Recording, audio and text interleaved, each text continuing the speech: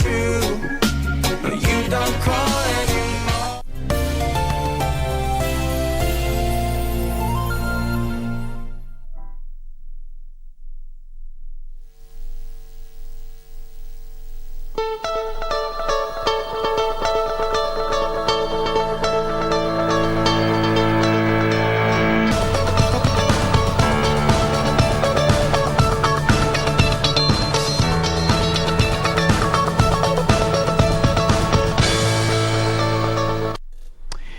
It's the 9th day of February 2022. You are right in time for your favorite show in Kenya. That is Good Morning Kenya, broadcasting live from BH.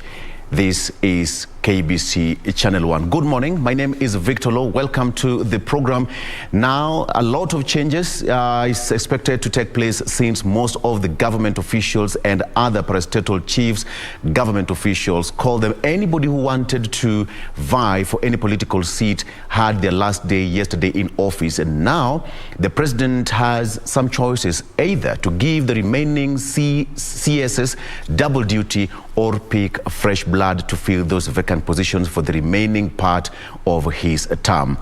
How is it going to happen? Let's wait and see from what will happen from the executive office.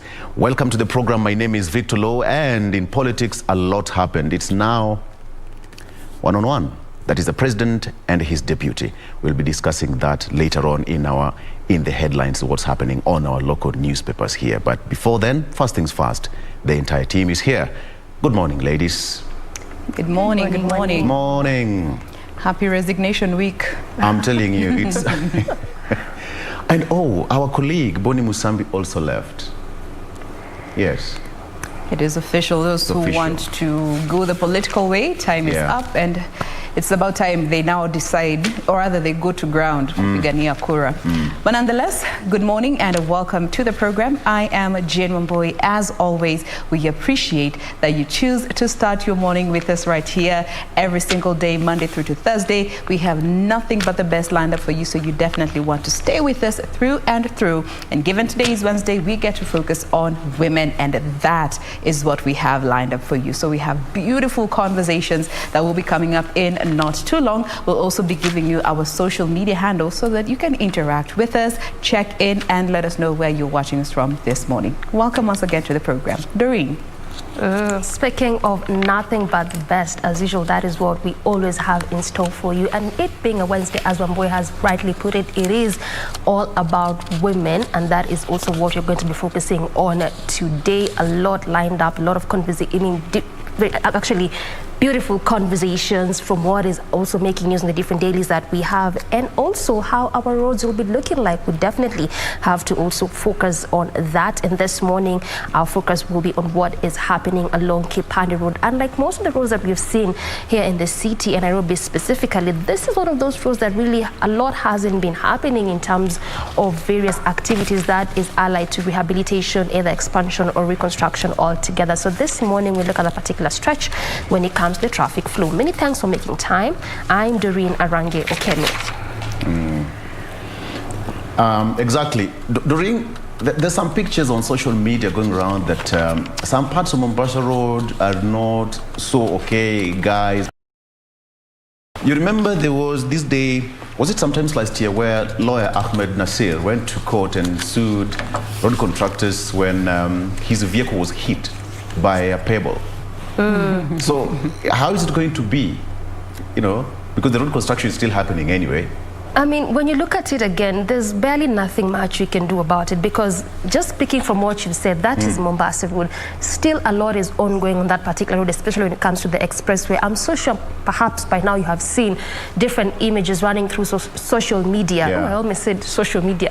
Social media on how this road is supposed to be looking like once it's complete. And also remember, we are talking about mid this year when we expect it to be complete, and it's expected to shape how Nairobi is going to be looking like altogether. Again, also how the East African part of the African continent is going to be looking like. So clearly there's still a lot ongoing, and when you get people, whether those in various seats or even leaders, getting to sue either Kenha or Kura because of this, I mean, it's beyond their control, because there's construction happening. And again, this is why you see any time, or actually since this construction began sometime in 2020, they mentioned that as time goes by, there will be saying which sections of that particular stretch where the expressway is taking shape will be closed and which other sections would be open. Then again, you actually get to see that even on those areas where it's actually closed, some Kenyans will just decide to use some of those sections. Wanajifinyilia tu hapo ndo watumia, so that they do not have to do with the heavy traffic, because again,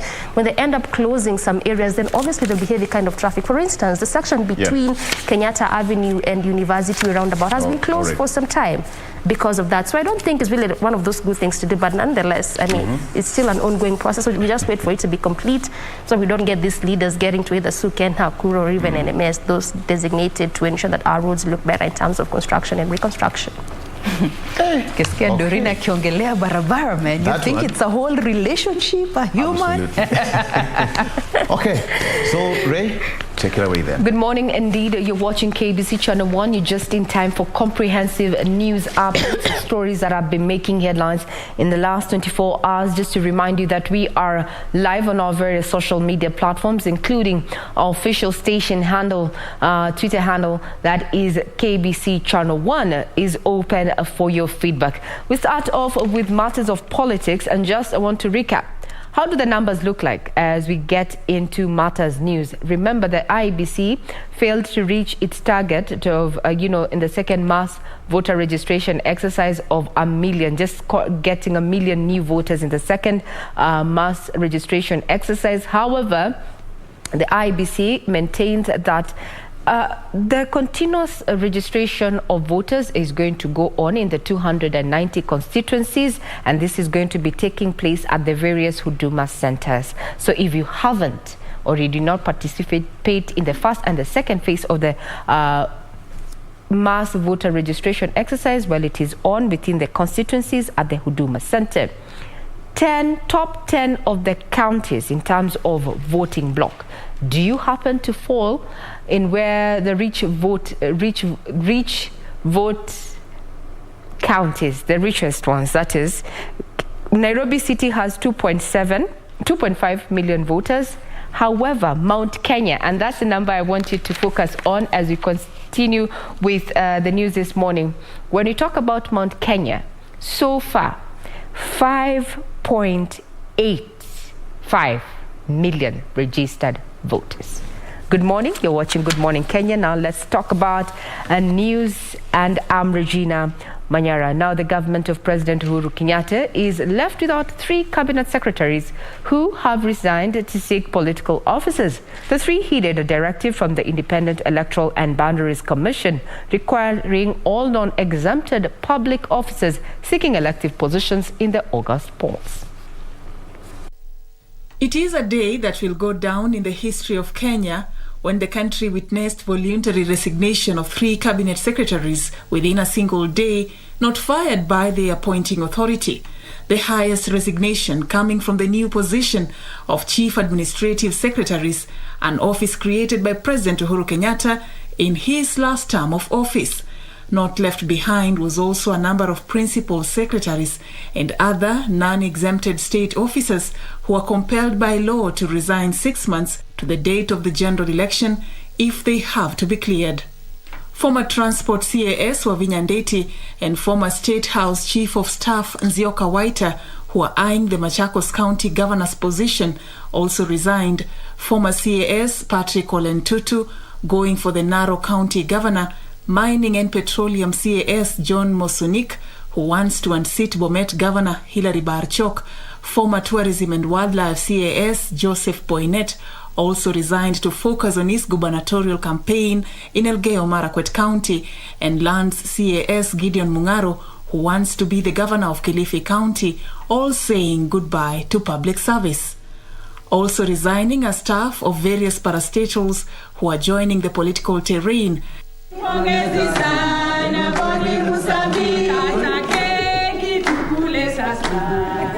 Kenya Broadcasting Corporation staff bid farewell to seasoned journalist Boni Musambi of Radio Taifa, who is quitting to vie for Member of Parliament in Kitui Central, with Charles Kariuki Kimani of Shoro FM also resigning to vie for MCA in Ngenda Ward of Gatundu South. Kazungu Munyi of Radio Taifa also going for the Mwavumbo Ward MCA post in Kwale County, and Judy Wanjao eyeing the senatorial seat in Nyeri County.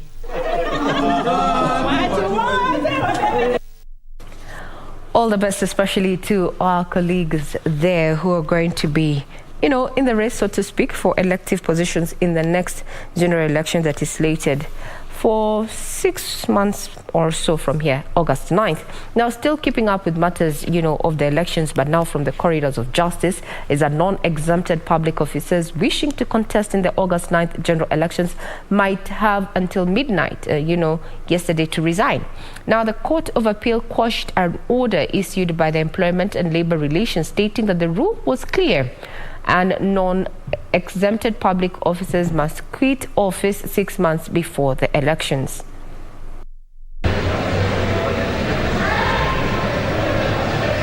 All non-exempted public officers eyeing political seats in the August 9th general election have until midnight to say goodbye to their offices. This follows a ruling by the Court of Appeal directing all who wish to vie for political seats to resign 6 months to the general elections.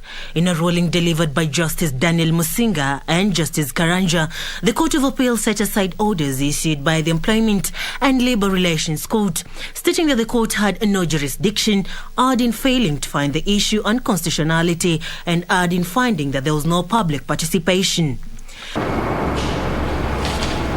Meanwhile, former Nairobi Governor Evans Kidero has suffered another blow after the High Court ordered him to pay 427 million shillings, 269,795 shillings in tax.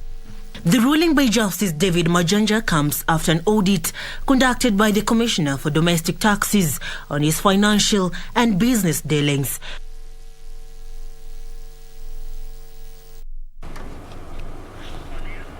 On to matters health, where the government will soon commission 3 cancer centers in Nakuru, Garissa and Nyeri counties, where services will be given at a subsidized rate. While commissioning the Regional Cancer Treatment Center at the Coast General Teaching and Referral Hospital in Mombasa County, President Uhuru Kenyatta said cancer patients will have access to quality and affordable treatment at the commissioned cancer centers. The Coast General Teaching and Referral Hospital admits 6,500 cancer patients annually. Of this number, about 650 are new cases, while it refers about 400 cases to facilities in Nairobi and abroad due to lack of specialized cancer treatment facilities. It has been a painful and costly ordeal for most patients and their families, especially when the disease causes death. A new dawn has dawned at the Coast General Teaching and Referral Hospital following the commissioning of the new state-of-the-art Regional Cancer Treatment Center targeted to treat at least 12,000 patients annually. Katika hii center ambaye tumefungua leo is life-saving treatment ambao hakuna pahali ingine, labda ufike Nairobi kuna mashini moja mbili na hizo ni za kibinafsi, ni private. Kuna ile ya Kenyatta University, hiyo ni moja ambaye tumefungua hivi majuzi, lakini hakuna pahali ingine. Labda upelekwe India, na kwenda India, huwezi kwenda India kama huna shilingi milioni 2 kwenda juu. Ni Wakenya wangapi wana uwezo wa kulipa pesa kama hiyo? Kunao. The government hopes to commission more specialized centers in Nakuru, Garissa and Nyeri as it seeks to lessen the financial burden of cancer treatment.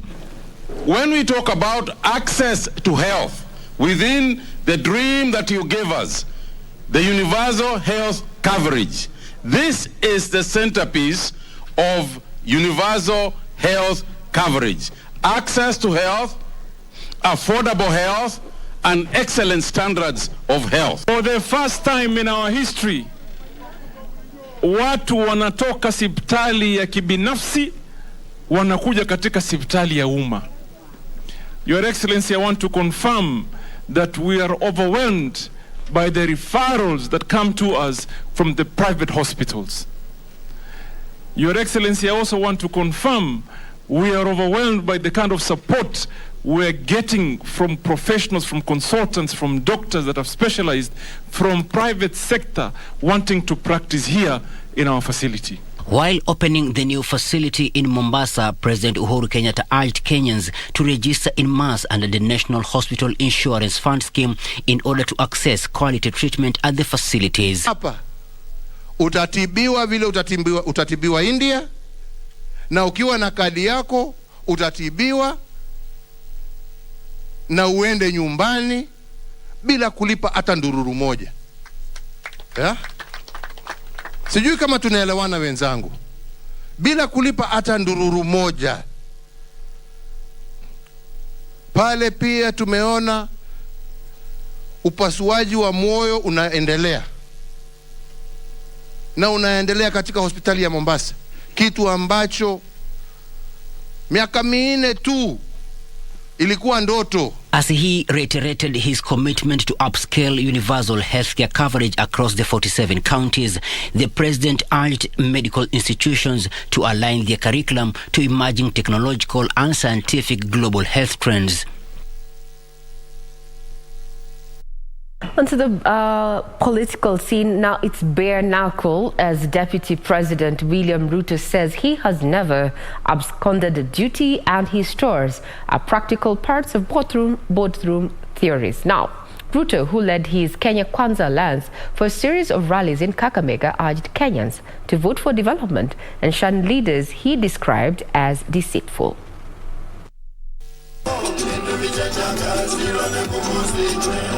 Third day in a row in the Western Kenya region, the Kenya Kwanza Alliance principals led by Deputy President William Ruto continued the vote hunt, making stopovers at various market centers, including Likuyani, Lumakanda and Shinyalu, before the main rally in Matungu in Kakamega County.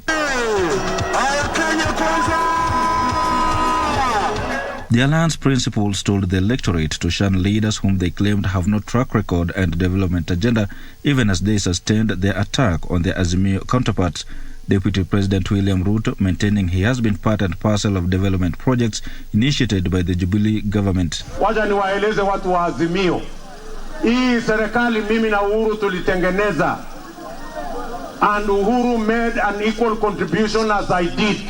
Na katika kundi yetu hii ya Kenya Kwanza, this is the only team that understands what went right and what went wrong. We are able to build on what went right and we are able to correct on what went wrong. Ruto accusing his opponents in the Azimio wing for seeking to reap where they did not sow. You first must apologize to the voters who voted for us in 2017 for sabotaging the program that we had campaigned on a platform for them to elect us, before you give us lectures on what you want to inherit and what you don't want to inherit. This as the Alliance promised infrastructural development to spur economic growth. Yenye ndugu zetu wa Lumakanda mnakaa hapa karibu na hii barabara kubwa. Mara mingi mmeona matrela inarundikana kutoka Malaba mpaka kule Tarubo. Kweli Rongo? Serikali ya awamu ya 5 itapanua hii barabara kama dual carriage kutoka Malaba mpaka Nairobi. Irahisishe kusafiri na kubeba sehena za mizigo kwenda kwa nchi jirani. Sera zetu zinashikana, sera zetu zinaandamana, na ndio kwa sababu tukasema kwamba hakuna haja ya sisi kutembea njia tofauti. Leaders accompanying the principals maintained that the Kenya Kwanza Alliance would clinch power, urging Western Kenya voters to be firmly part of the train. Tumesema viongozi wetu, Mheshimiwa Musalia na Weta, wakisema left, tunaenda left. Wakisema right, tunaenda. Sasa wametuambia kwamba mwaka huu watafanya kazi na huyu hasla. Mtakubali hiyo maneno? Na hii safari ambayo Wakenya wanatembea kuunda serikali, hakuna mtu yeyote hata unashikilia cheo gani ambayo utazuia. Na tumesema kwa kauli moja, serikali yetu ni hii ya Kenya kwanza. Hawa wanaume wako hapa, lazima mmoja wao ndiye atachukua kule Kasarani. The Kenya Kwanza boat today docked in Kakamega as it sought to pick more passengers in its extensive charm offensive mission in the vast western Kenya region before setting sail for Trans Nzoia County on Wednesday. Well, that was happening Wiper Party leader Kalonzo Musyoka, and says that Oka is under no pressure to form an alliance with Azimio la Umoja movement affiliated to ODM leader Raila Odinga. Speaking after a Wiper Party National Executive Council meeting held in Nairobi, Kalonzo said One Kenya will not enter into a coalition with a non-registered political outfit ahead of the forthcoming general elections. Ben Chumpa reports. In the midst of the political realignments wave ahead of the August 9 polls, the Wiper Party remains firm, not bowing pressure to seek other partnerships outside the One Kenya alliance. The Wiper Democratic Movement reiterates its commitment on One Kenya alliance and will continue working towards the strengthening of the alliance. At its National Executive Council meeting in Nairobi, Kalonzo Musyoka was mandated to explore alliances with like-minded partners. There are those who say, oh, the most sought after political party in Wiper. Why?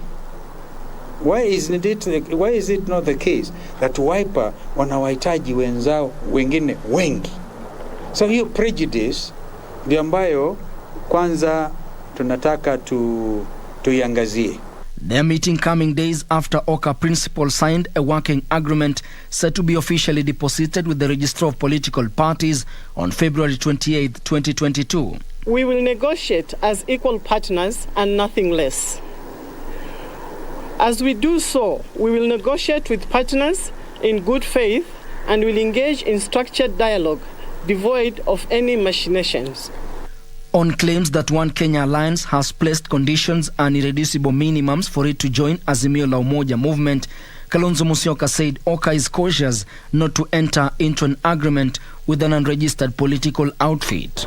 You can understand why people are also very careful to go into coalitions where you do not end up suffering really from trust deficit.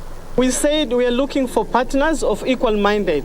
And those partners can as well join Oka because you know what? Azimio is nothing. It's not registered. It's something which is not even known what it is. So we don't want to say that we are going to Azimio. We don't want to Zimia. With April 9 being the deadline for coalition parties to deposit their agreements with the Registrar of Political Parties, the Wiper Party maintains that such a move will only be considered after sincere and transparent negotiations held in good faith. Lakini hatutukubali maneno, yani wengine mnakuja kwa meza wanazungumza na wewe na waficha mengine hapa. You cannot negotiate with a weapon in your arms or in your pocket. So now, the Independent Electoral and Boundaries Commission wants Parliament to allocate it 4.5 billion shillings to facilitate a voter verification process and clear urgent pending bills. Appearing before the National Assembly's Justice and Legal Affairs Committee, the Commission's Chief Executive Officer Marjan Hussain warned that failure to allocate the funds will hamper the verification process, which is a constitutional requirement. The National Assembly's Justice and Legal Affairs Committee engaged state agencies under its purview on the 2021-2022 supplementary budget estimates. IEBC CEO Marjan Hussain lobbied for an additional 4.5 billion shillings to cater for forthcoming voter verification process and clear urgent pending bills. This verification, if you don't allocate us the budget, it means we'll do verification the way we've done with the voter registration. That is ward-based. 3 kits per ward, 3 kits per ward, and we'll continue the way actually we did it for the first, if you don't allocate us. But if you allocate us, it means you're going to deploy more resources, we'll reach out to more people. Key among the pending bills are monies owed to telecommunication companies and legal fees. According to IEBC, the verification process, which is a constitutional requirement, will cost 1.3 billion shillings, while the urgent pending bills amount to 2.3 billion shillings. Suppose I have not paid Telecom, I have not paid Airtel, I have not paid, and we've not paid them. Suppose they decide not to work with us because we have not paid them. Those are the non-legal? Yes, you can see the ICT. So we are actually in a very awkward position. The committee members intend to scrutinize the pending bills to ensure they do not validate fraud. The IEBC also revealed that the continuous voter registration will still go on at the Huduma centers and constituency IEBC offices. The MPs also interrogated the Ethics and Anti-Corruption Commission's request for an additional 350 million shillings to enhance background checks on political aspirants. The Electoral Agency and the Office of Registrar of Political Parties will again appear before the MPs after 2 weeks to brief them on the state of preparedness for the general elections. Reporting from Safari Park, I'm Geshoke Washira. We take a quick break. We'll be right back with more news. Do not go away.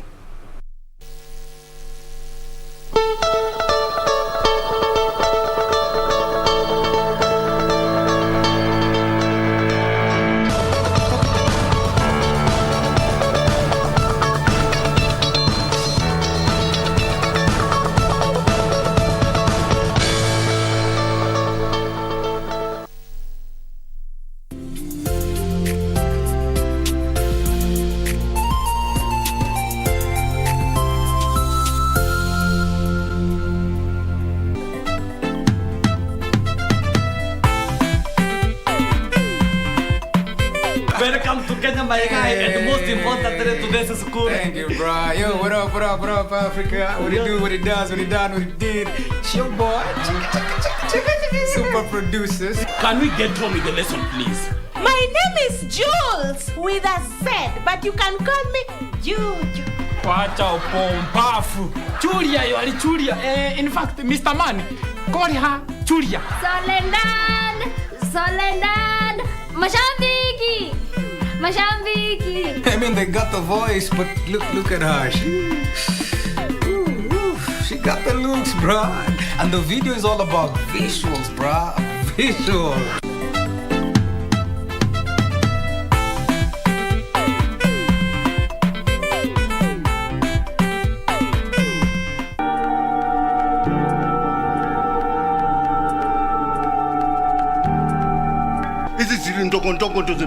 Can you stop shouting? My love, I'm leaving shortly. Okay, babes. But my love. Nini mbana? Mom, Felix doesn't call you that. Are you not the same person who says there are no permanent enemies? What do you want, Kristen? I need you. Uende ukatafuti wanawake huko kwenyu uwaoe. Juu mimi narudi streets. Mark, I told you. This is purely business. You don't listen, do you? Baba Felix. There is nothing there to be proved, Wakili. In a court of law, it does. You fools.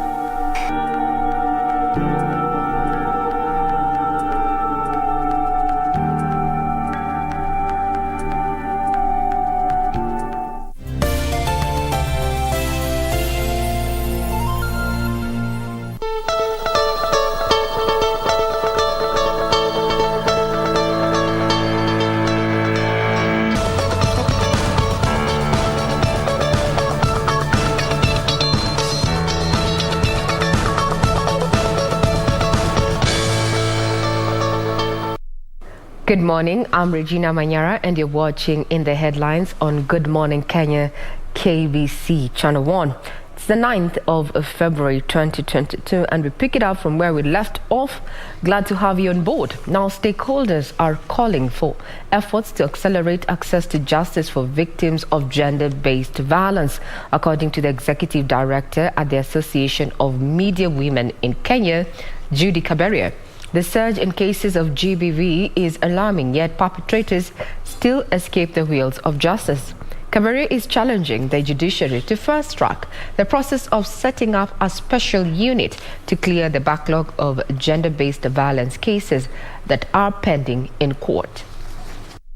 According to the 2014 Kenya Demographic and Health Survey, the most recent national data, over 40% of women in Kenya reported having experienced some form of physical or sexual violence in their lifetime.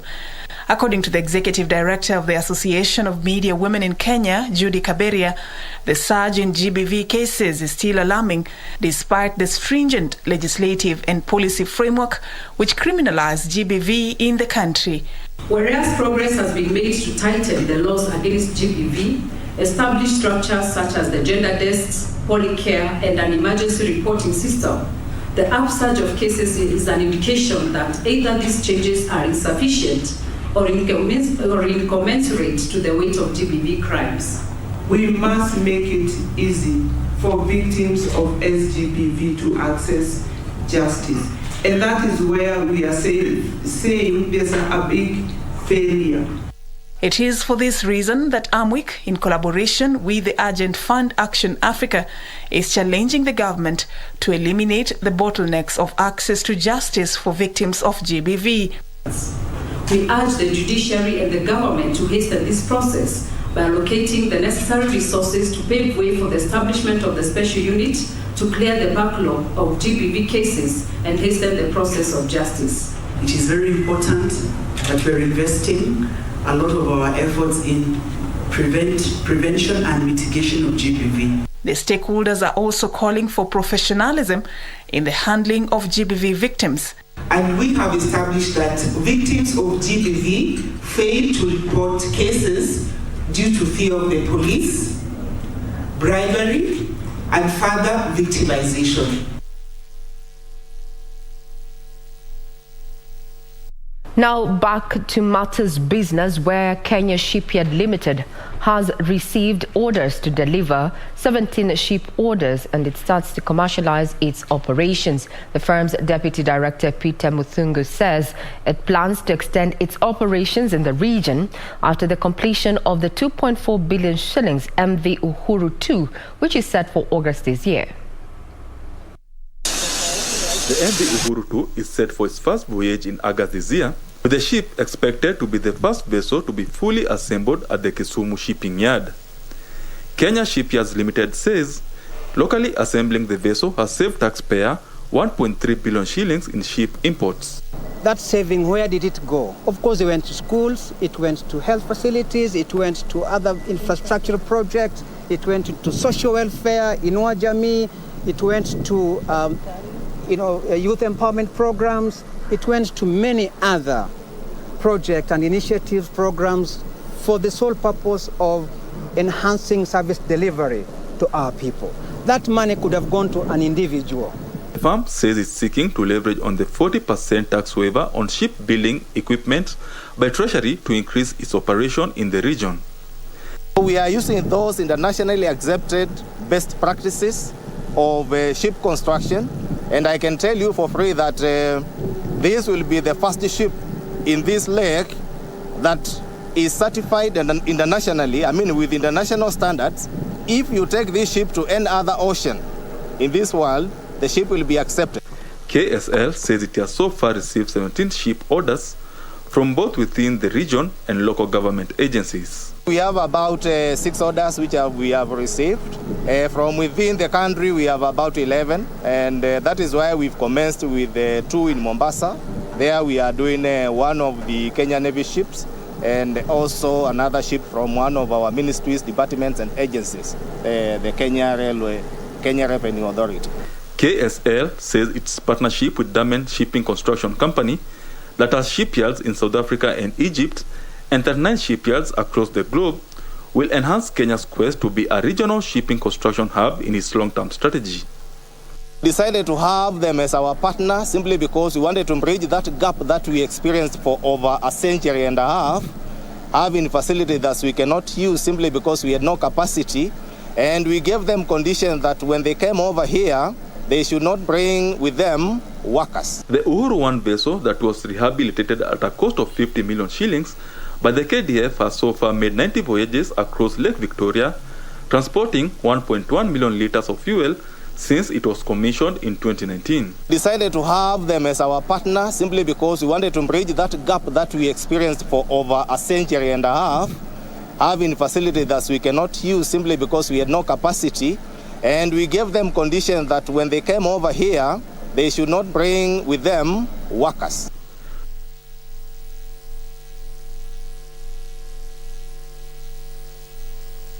Over to Mombasa County, where 582 housing units under the affordable housing project Buxton project in Mombasa are set for completion by end of June this year. During a tour of the Buxton Affordable Housing Project in Mombasa County, Housing Principal Secretary Charles Hinga noted that there increased interest by investors in the affordable housing project. So kuna zile nyingi ambazo sasa zinangojea financial close, the funding na hiyo ndio. Hinga says 582 housing projects under construction during the first phase of the 6 billion shillings Buxton housing project will be ready for occupancy by June this year. With all the social amenities, and our philosophy is very simple. We're selling a lifestyle and giving the people of Mombasa an indication or a show of what a new Mombasa should look like. In total, the project will have 2,000 housing units. Wale watu ambao wako informal business, they don't have a pay slip. They're also Kenyans, and we need the whole face of Kenya to be represented in these houses. So pia tuna mpango ambao tutawapatia mkopo at 3%, and then give them 20 years, 30 years. We can even do what is called multi-generational. Ili kama anataka kulipa nyumba 3,000, hiyo ndio anaweza, bas anaingia, lakini nyumba itakuwa yake. The PS revealed that over 500 families who had moved to pave way for the Buxton Affordable Housing Project will be the first beneficiaries of the modern housing project during the house allocation exercise.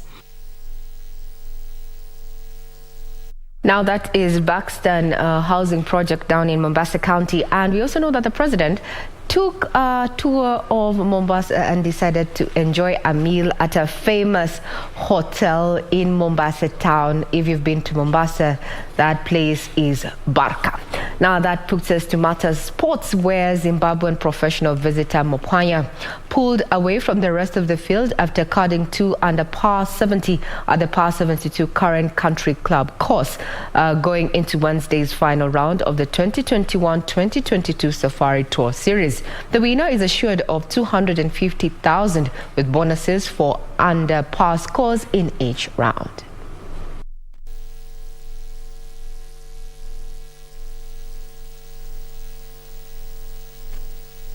You can get further stories on our website, that is www.kbc.co.ke. However, that puts a cap on the news this morning. In not too long, we're going to be sampling the various dailies that we have with us in studio. Do not go away. We'll be right back.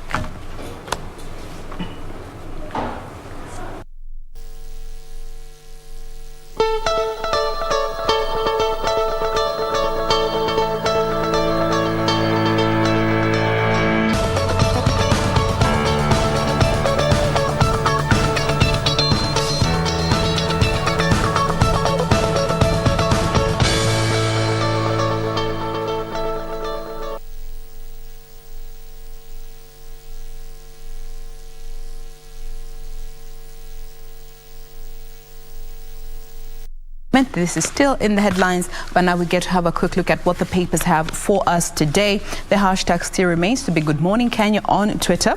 I start you off with the Daily Nation.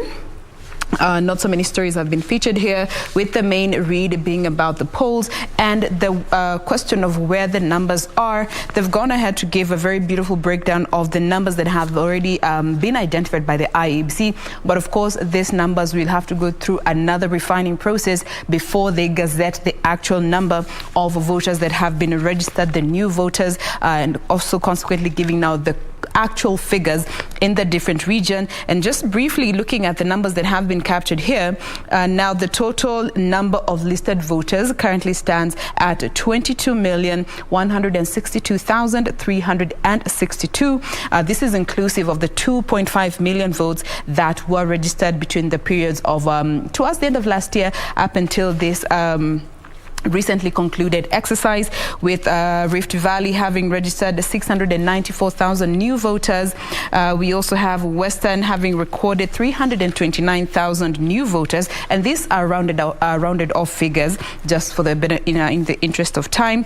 We have Northeastern having recorded 130 new votes, Central 244,000 new votes, Coast had 240,000 new votes, Nairobi 254,000 new votes, Eastern had 340,000 new votes, and of course Nyanza 333,000 new votes. Of course, we'll be giving you the details in just a bit, and they've gone ahead to compare these numbers to the previous numbers that were recorded in 2017, and looking at this 5-year gap, of course these numbers still being way below the target that was set out by the IEBC.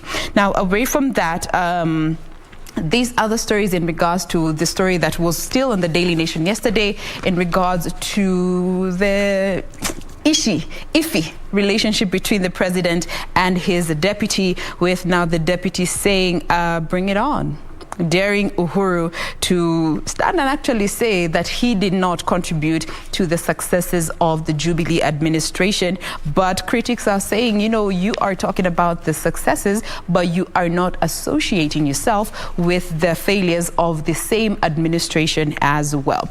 Aside from that, we now have that story concerning the fight against cancer in the country, with the new care center in Mombasa, which is set to ease the load at KU Hospital. That is the front page of the Daily Nation for you this morning. Victor. And on the front page of the Star newspaper, Uhuru to make changes after mass exodus. Mostly Ruto allies quit on day one of resignations. More than a dozen top government officials resigned on Tuesday. Most of them are running for governor in their respective counties. Just to mention, we have got John Munyes of CS Petroleum. We have got Patrick Olentutu, who is CAS Labour, Ken Obura, CAS EAC, Gideon Mungaro, CAS Devolution. We have got Adan Mohammed, CS EAC, Charles Keter, CS Devolution, Wavinya Ndeti, CAS Transport, as well as John Mosonik, CAS Petroleum, amongst others. Of course, today is the last day, and we should expect more resignations later on. And husband killer gets 14 years in prison for strangulation. She pleaded guilty to manslaughter. Judge said that she had to tame her emotions. And Maureen Chebet was convicted after she admitted to a lesser charge of manslaughter. She was accused of killing Elias Kipchirchir Yego by strangulation of February 17, 2018 in Kapsabet, Nandi County. But in a judgment delivered by Justice Ruben Nyakundi on February 3rd, the court said that this considered the accused admission of guilt and sentenced her to 15 years in prison. But the court noted that since the accused was already in custody from March 8, 2018, to date, the court could deduct 3 years and 10 months spent in pretrial custody. So 15 more years in custody. But one thing she said is control emotions. Kenyatta to make changes after mass exits. Of course, that is a story that is on most of the papers here. I have to skip that. Cutthroat clash as Uhuru Ruto exchange words on scorecard. DP says that President can't take credit for Jubilee successes. Many are his achievements. And of course, the DP said that just a day after Uhuru publicly accused him of doing no work for the government and politicking 24/7. And Ruto hit back, claiming that he made Uhuru president. Right, we should expect more to come. The president said that this is the season and they're ready. So Wiper gives Kalonzo freedom to engage ODM leader Raila Odinga. Party says that Kenya Kwanza is not an option as they go out to fish for partners. This now leaves Kalonzo. And of course, after the mass exit last month, during an event at Bomas of Kenya. This now leaves Azimio la Umoja as the only remaining viable option for Kalonzo. Last month, the Wiper boss, alongside Oka principals Gideon Moi of KANU, Cyrus Jirongo of UDM, walked out from ANC's delegates meeting at Bomas of Kenya. After it was apparent that the DP was the chief guest. So there's that story that also Regina talked about, verification of voters at stake, as IEBC says that they don't have 4.5 billion shillings to do that, and now they're asking Parliament to consider giving them that amount for the verification process. Very quickly into the sport, which something that we talked about here yesterday. You remember we questioned a lesson that we can borrow from AFCON, more so Senegal. So now it's said that stakeholders want football fraternity to trust local coaches and AFCON lessons.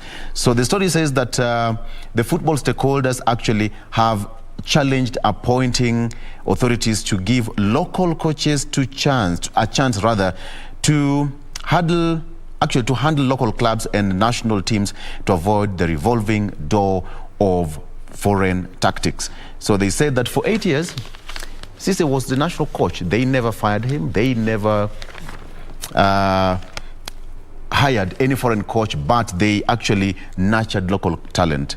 And today, they're the African champions. Something that you should learn from Senegal. Doreen.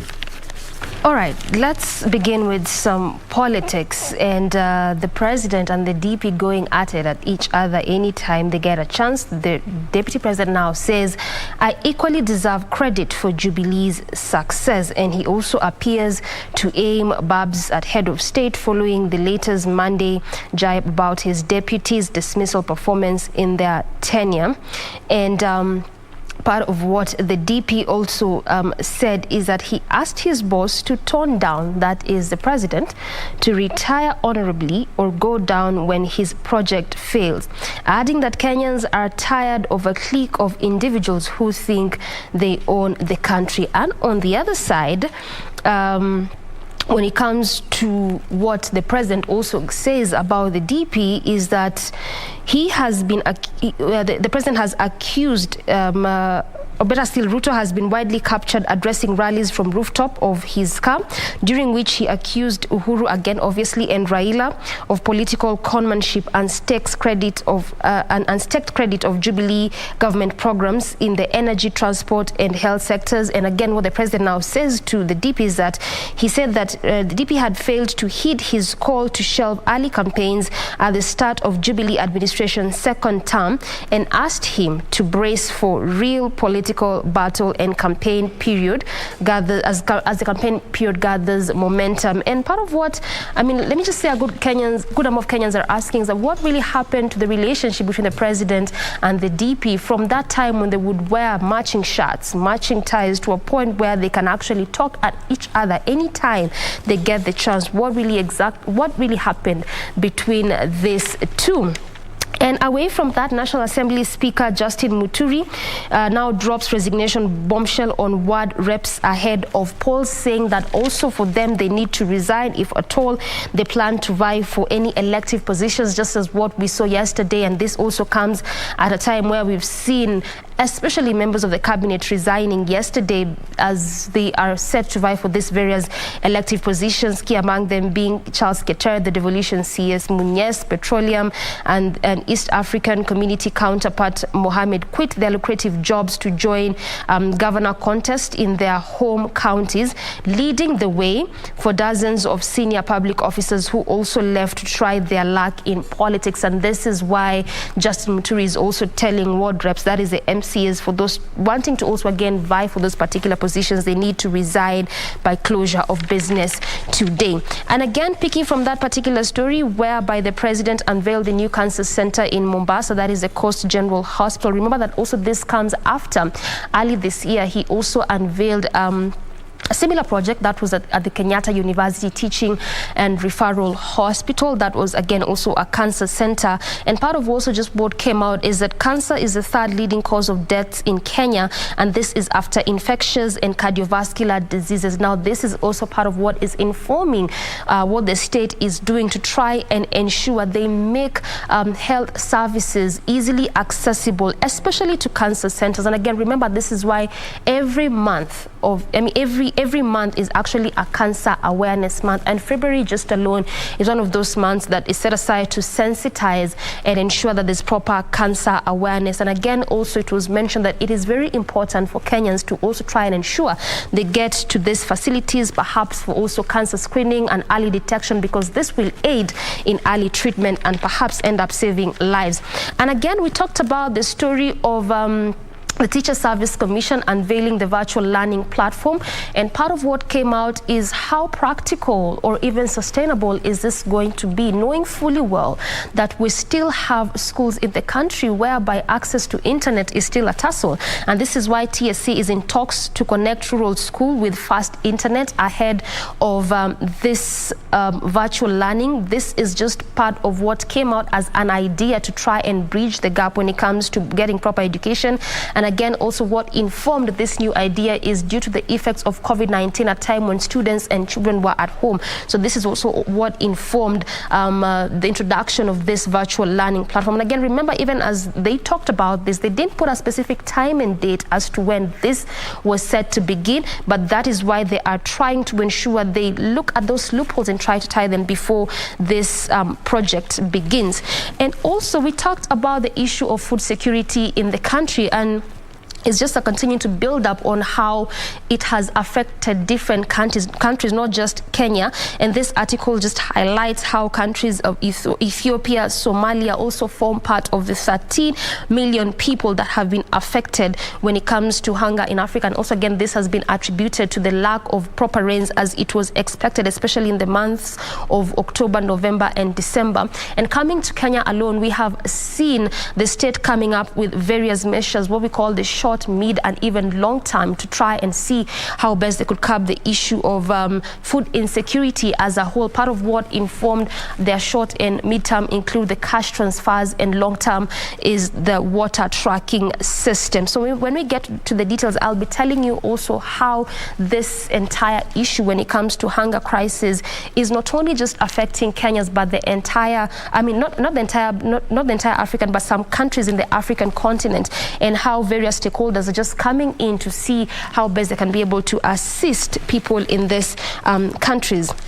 And lastly, Egerton suspends 14 dons as strike enters third month. We also looked at this particular story sometime last week, whereby this strike enters its third month from December, and most of the issues that good number of these lecturers were decrying included non-payment, lack of proper promotions, and as well as salary increment. So now the university has gone ahead to suspend this 14 lecturers, and again, one of them is just saying that why has it taken 3 months for them to realize that this strike was illegal? Because again, one of the reasons why they ended up suspending them is because they say that this strike was illegal. So that is what is happening in Eldoret Egerton University as it pertains to that lecturer strike.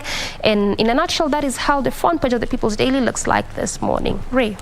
Quick sneak peek into the Standard this morning. Tyranny of numbers, the question of, the vote-rich counties. The top 10 among them is Nairobi at 2.5 million, Kiambu 1.3, Nakuru 1.05, Kakamega 846,000, while Meru comes in at 786,000, Machakos at 692,000, Mombasa 662,000, Bungoma 646,000, Kisii 642,000, and Murang'a 631. Remember, the registration is still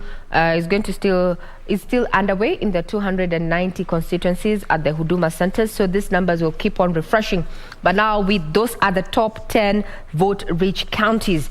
And looking at the Mount Kenya question here, and it is a question that political pundits, analysts, and even those who are in the race, especially for the top seat, that's the presidency, are seemingly is seemingly weighing on them, and that is the question that who inherits Uhuru's votes, so to speak. And that's the question about who will capture the elusive Mount Kenya votes, where, a third of the voters live.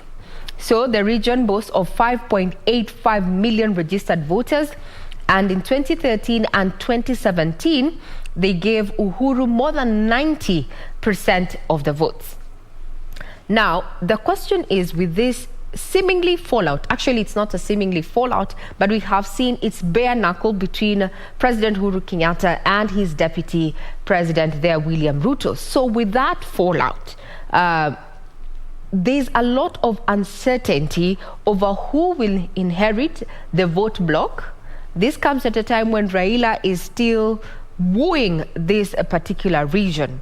So the question of Mount Kenya is all about numbers. I have just listed the 10 vote-rich counties, where Nairobi happens to be one of them. Actually top, they're at 2.5 million plus voters. So far, we have 21.7 million registered voters. The exercise will still continue at a time when IEBC is saying for verification to actually happen, government needs to allocate it an extra 4.5 lest the elections might not be as transparent, or rather the process will not be as seamless as anticipated. Talking about polls, the August 9 polls, now it is now clear that public officers have to vacate office. Today is the last day, and this was made clear by a court ruling yesterday, and you can get further details on our website. So there was a bit of uncertainty as to what the law says and its implementation now, following a court judgment and verdict actually that was delivered yesterday, and it reads that the Court of Appeal has confirmed the exit of public officers seeking elective seats, and the deadline is August 9th, which happens to be today, exactly 6 months to the general election. And following that, we have seen mass exits begin. So far, 3 cabinet secretaries, 5 CSs, and a host of other state officers have quit to seek elective seats. Remember, further details are still available on our website. Now, we have the quest, or rather the government has been pushing 4 agendas under the Big 4 agenda, and one of them happens to be health. So we have been seeing the president in Mombasa there, and the questions that most Kenyans are asking, so what is contained in the Universal Health Pack? Well, details are available in this particular daily. Those who wish can find out, but this is a move that is expected to bring, or rather lower, the cost of medical services in both public hospitals as well as the private. Remember, there's a deal that the government has entered into with private hospitals to ensure that each and every Kenyan can afford to seek medical services. As we bring this to a close, I would want to draw your attention to a documentary that is airing and has taken the globe, not just Kenya by storm, but the globe by storm. I'm talking about the 2-hour documentary, The Tinder Swindler, that is currently airing on Netflix. So much has been said, and whenever you hear matters of, or rather when this documentary is mentioned in some circles, Kenyans on Twitter have come out and say that this would not have actually come to pass in the current situation, especially with Nairobi girls or women, so to speak. I don't know what you have to say in that, but whenever I hear about the Tinder Swindler docu, I remember that we are living at a time where mental health is very key, and narcissists have gone a notch higher to ensure that they continue taking advantage of vulnerables. So please, guard your space, guard your mental health. Remember, character development is very much real. I'm Regina Manyara. I live in the able hands of my colleagues in the team. See you tomorrow, same time, same place. Enjoy your viewing.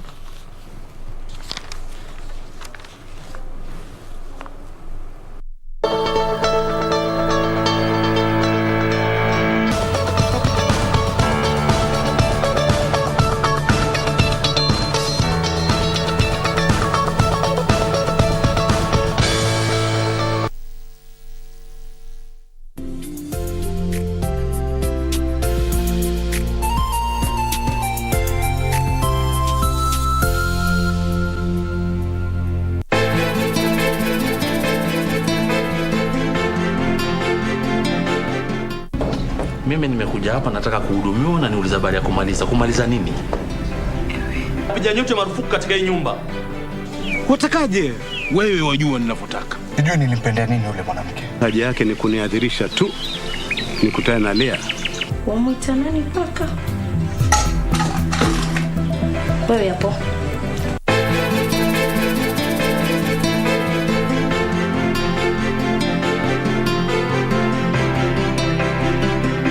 Mundos divididos por una sombra de traición.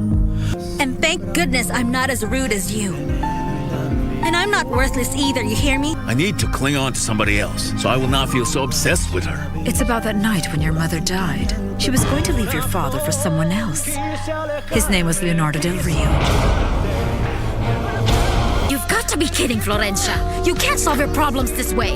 Your father's upset and I can't blame him. If I ever find out that you laid a hand on Julio or his mother, I will smash your face myself and kick you out of here. Do I make myself clear? Must have found out that she was leaving him.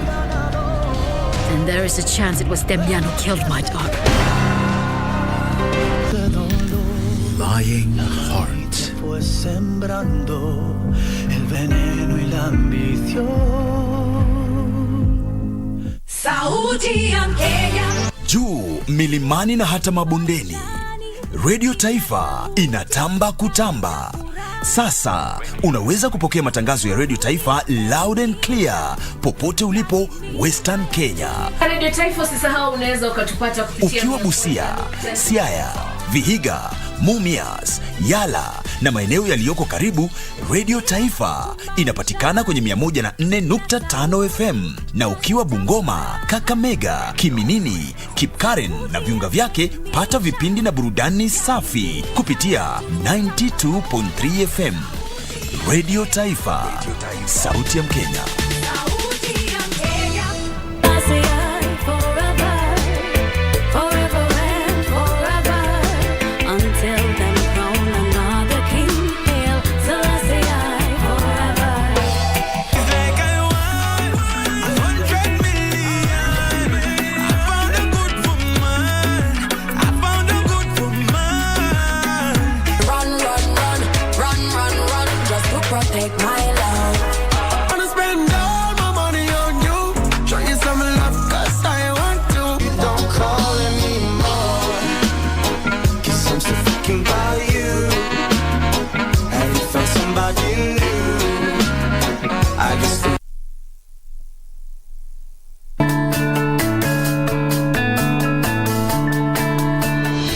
Juhudi za Rais Uhuru Kenyatta za kustawisha viwanda nchini zimechangia pakubwa katika kuunda nafasi zaidi za kazi na kukuza uchumi wa taifa hili.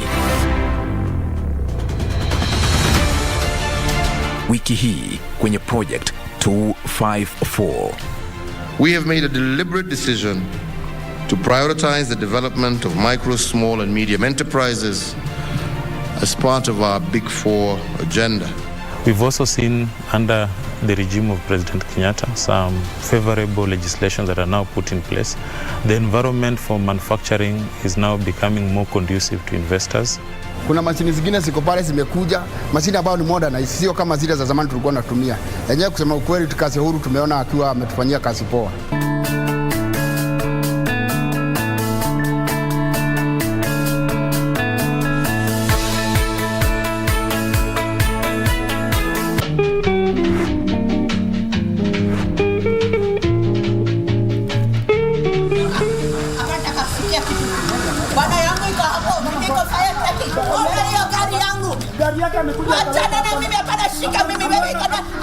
How do you know it was me?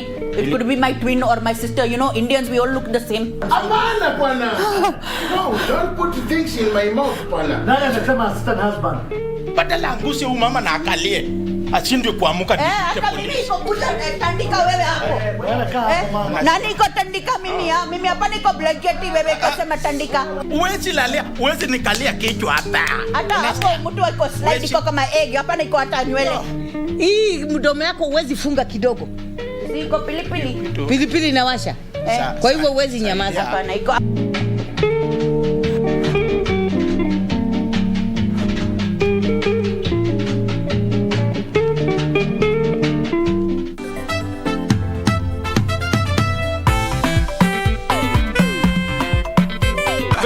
Kenya, my guy, and most importantly to this school. Thank you, bro. Yo, what up, Africa? What it do, what it does, what it done, what it did. It's your boy.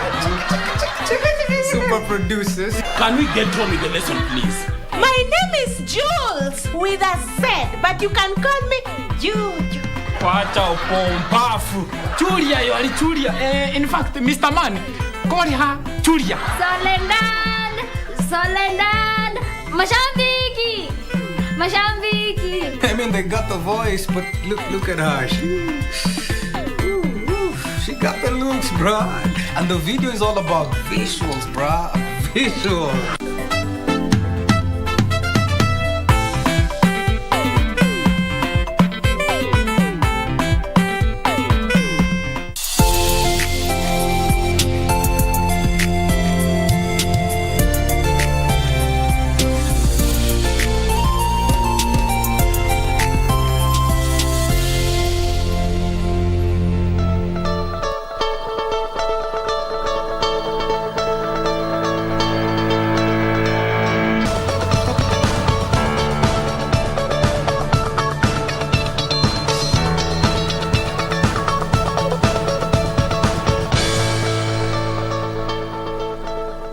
Program. This is still Good Morning Kenya. If you're just joining us, you're right in time for our fast conversation this Wednesday morning. Our focus centered on women in leadership. My guest this morning is Dr. Medina Twalib. She was a lecturer at the University of Nairobi, but she had to resign yesterday, obviously, because she is vying for the position of women representative in Tana River County. Daktari, welcome to the program. Thank you very much. I'm glad to be here. Good enough. Before I get to the nitty-gritties of the politics bit of it, let's start from your story. You grew up in Tana River, you are a Pokomo, grew up as an orphan. How was life growing up? Because you've really amassed a lot, even when it comes to education. Wow, what a way to start this one. So, grew up, born and brought up in Tana River. There is a place, it is now the headquarters of Tana River, called Hola. But then the specific place is Laza. So I was born in Hola, Laza. Went to school, my elementary school, primary, all the way to standard 8. Then after that, I was one of the best students in Tana River, Kenya Certificate of Primary Education. And I was called in one of the best schools in Kenya, Moi Girls High School, Eldoret. It was fantastic. That was a good feeling. That was a moment I could never, ever forget. In fact, that was the first year I actually saw my name on a newspaper. It was great. And then after that, everything fell into place, went to the university all the way to doctorate level. Speaking of that being a good moment for you, in 2017 you got your doctorate degree, and I was reading through an article and you said that in that moment when the VC was handing you that doctorate degree, the PhD, obviously again being the first woman in Pokomo to attain such high level of education, you cried. What was the general feeling in that moment? Sometimes it can be a crybaby, but then now that one, those were tears of joy. It was fantastic. I couldn't explain. Do you know, first of all, going through the entire doctorate degree, I had no idea that probably I would be the first woman to get a PhD. That time it was Pokomo. But then as time kept going by, I'm realizing it's not just Pokomo. I think it's Tana River. So the entire county. Say that, because I've been looking for, then who before that, and I don't seem to get any. So as days go by, I'm getting comfortable to say that I'm the first doctorate holder to get a PhD from Tana River County. And Tana River is not just Pokomos. We got Wardeis, Ormas, we got so many other communities living together. However, then reaching there was not easy. It was not easy because immediately aside school, my dad got an accident. He was the breadwinner. My mom is a housewife, and he got an accident and was bedridden for almost 4 years. So imagine from nursery school all the way to standard 4. 4 years of not seeing your dad, not being able to talk to him. Where were you at this point? Still in Tana River. So we were staying in, let me call it town, some sort of an urban place in Tana River. But then, at some point we couldn't afford. And so my siblings and I were taken deep inside, now to the rural area where my dad was born. It's a place called Wachakone. So we went in there and surviving was difficult. Such a difficult thing, because that time my dad was not in Tana River, he was in Nairobi getting treatment.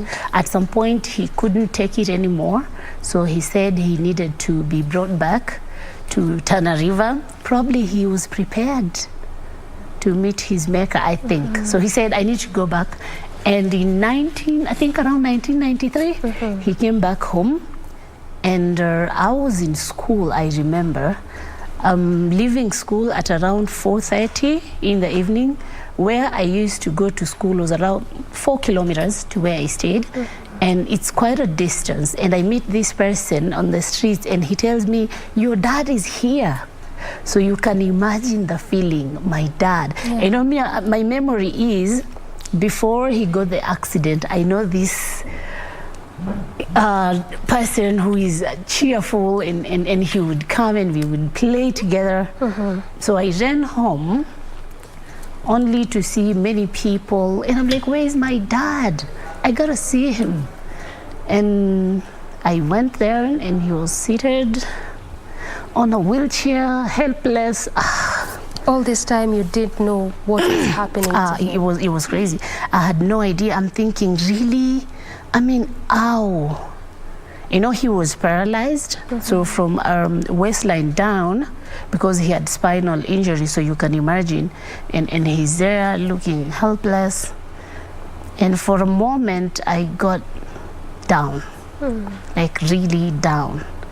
And it was not easy until he stayed there for like a year or so, and then he passed away. And so all the hopes were gone. Like, okay, so how on earth are we supposed to survive with a mom who is not working? It was just hopeless. To me, there was really no future, Percy. Like, we'll just survive.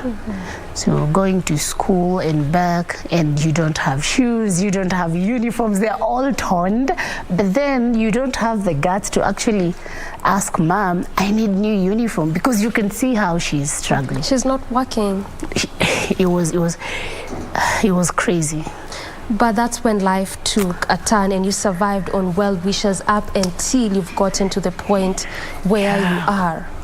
I'm really glad, because then after fast forward KCPE, I got that time we used, I don't know if I should call it a bursary, but Tana River, that time it was a district, would actually pay school fees for best students, and that's where then they paid for my school fees in Moi Girls, and I worked hard, finished, got enrolled in Kenyatta University to do a Bachelor of Science.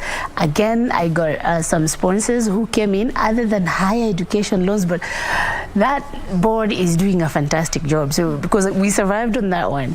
So other than me just being paid for school fees, I would get some little cash for my little brother. So my brother, I would sustain myself, and I would sustain other people as well. And I know many people know the story of help money. It is nice, but then you have to pay it back. And I finished after that. As I was continuing with the undergraduate program, I got some friends from the United States, Courtney and Jeffrey, and they were sort of inspired by my story. So by the time I graduated, they had already offered through their foundation to pay for my master's degree. So immediately I finished school. I didn't do much. I just went back and did my master's MBA. And at least that is the stage where I didn't struggle much, because then it was a full scholarship and they would pay for everything, even buy me clothes. And that's where the story started. After that, then I enrolled for a PhD. That's where, in fact, when I was doing my master's degree, I met my mentor that time, Professor Peter Kobonyo. He still is. He's such an amazing guy. He told me, Medina, I think you are not supposed to remain at master's level. Immediately after this, you need to do something and try do your PhD. That time it was not in my head, like, what? People do that? So I'm supposed to like do PhD? Is it even doable? He kept on and keeping on. And by the time I finished my master's, I got Gandhi Smarak, I got a scholarship. And even my PhD, I didn't really struggle because, again, it was a full scholarship. So my life has been scholarship after scholarship after scholarship. And I think that is the hand of God.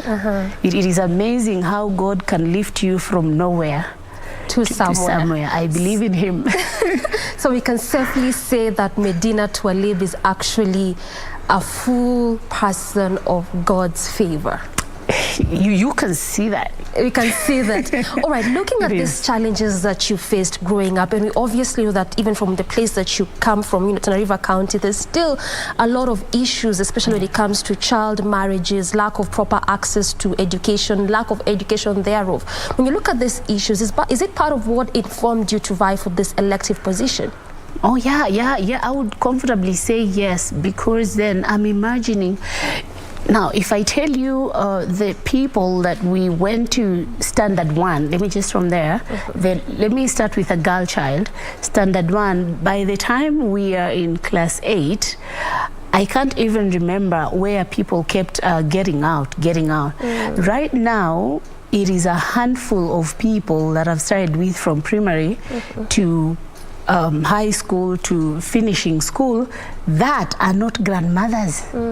Like grandmothers, they got married, they got children, their children have children, and there's a lot of early marriages. And I won't blame the people per se. I think it's because of, I would say, lack of, let me say, literacy level, poverty levels, lack of understanding what is happening in the outside world. And therefore, one of my passion I want to do probably for the people of Tana River is because I've gone through all this and I'm able to be called a daktari today. I want a child outside there in Tana River to look at me and say, I can do it. If she did it, no one should not be able to do that. And I want to be an inspiration. Good thing is I've gone through all the challenges. I know how to tackle them. And therefore I can comfortably guide a young girl out there. This is what you're supposed to do for you to at least reach to that level that you want to be when you grow up. So it's part of my inspiration. All right. So speaking of you being an inspiration to the young people, and more so even young girls, given the kind of issues you went through, this is not the first time you're vying for an elective position. In 2013, you did the same, vied for a governor's position as a deputy governor, but you and your colleague missed that spot. So what are some of those lessons that you learned that perhaps you're applying it when it comes to this year's general elections? Oh yeah, I did. We vied. Unfortunately, the person I was deputizing is no more. He's going to be with the Lord. May his soul rest in peace. I got a lot of lessons. Number one, Tana River is vast. That place is huge. I think it's around almost 36,000 kilometers square. It's a huge place. But the problem with Tana River, again, it is more like its population is sparse. So it's a huge county. You'll find people living here, and then there's a huge space where there's not really anything going on. And then deep inside, there are some people living. There's activities. You got to go there. So in the end, you find yourself moving the entire county. It is vast. The population is not that big, around 300,000 people. But then you have to move through the entire county. The road networks, I won't say it's one of the best, honestly, but then you have to struggle. Those are lessons I already went through before, and therefore now I'm finding it a little bit better in terms of now moving around the county and also meeting different people, because in Tana River it's we got Pokomos, we got Ormas, Wardays, so talking to the different kind of people, again that one gave me a very good exposure at that time that now I'm using it and I'm finding it a little better than before. Yeah. So would we say that these are some of the campaign strategies that you've employed? Oh no, I hope my competitors are not listening to this one, because then, but then they better people are not take watching and are listening to you. Yeah, this one I'm planning to use that as one of my campaign strategies, because then already I know people. And many people, when they heard that I'm going for the position of a women representative Tana River, in fact, they're the ones who reached out to me.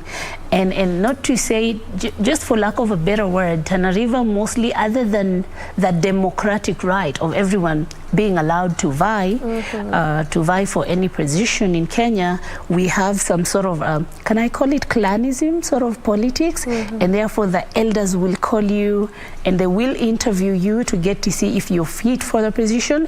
And these positions keep moving. So Tana River has 3 counties. Yes. We got Tana North, there's Tana Central where I come from, and there's Tana South. So say for example the position of women representative, initially it was in Tana North. So people from Tana North had the mandate to produce someone. So one person, and therefore they would be vetted out by the elders. We have elders called Wazee Wagasa. They would vet you out, and then they would determine whether you are fit for the position or not. Once you're fit, then they will tell the people. And everyone now knows we are voting for this person. So it was in Tana North, and now it has come to Tana Central.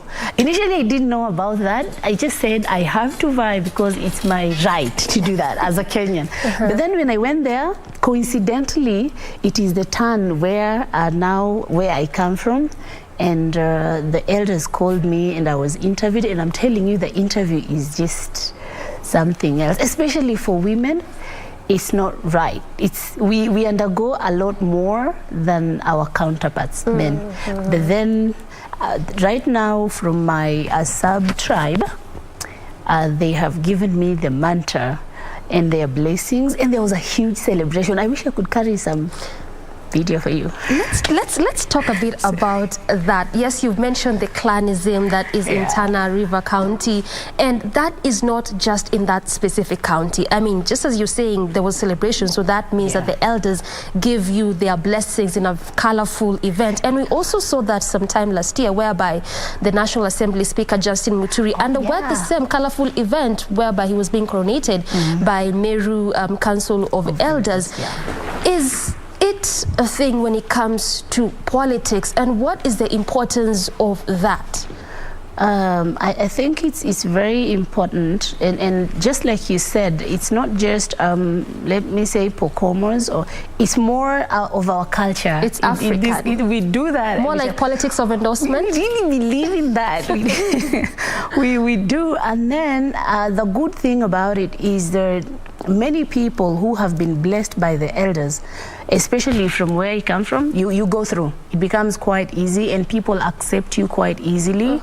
And in addition to that, this time Tana River people have been, I would say, been given one of their best, and they know that, because then, which is you know, because then they know it's not just about this one comes from a particular clan. They would look at my credentials and the kind of agenda I'm selling out there based on my experience and my interaction with people.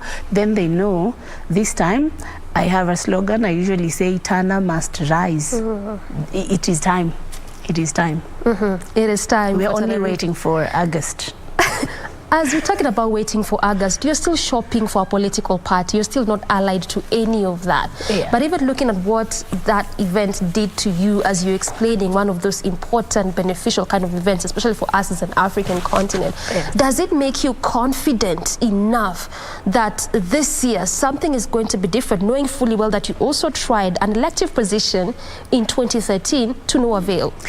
This time is going to be very different. Like I said, 2013, I was a deputy to someone, and therefore all these activities and blessings were done to him. Me, I was just being carried through. So I didn't really go through all these, can I call them initiations per se? I didn't go through that. But this time I am on my own. As a women rep, I'm not deputizing anyone. I'm on my own. And therefore I had to go through all these activities. And that one actually gives me confidence that come the day of election, I will get it. Of course, there are other candidates in the same position who you're going there that I have a right as a Kenyan to vie for this position. So it doesn't matter whether the elders say yes or no, I will still go for it. However, everyone knows that if you go there without the blessings of the elders, you're going there at your own risk.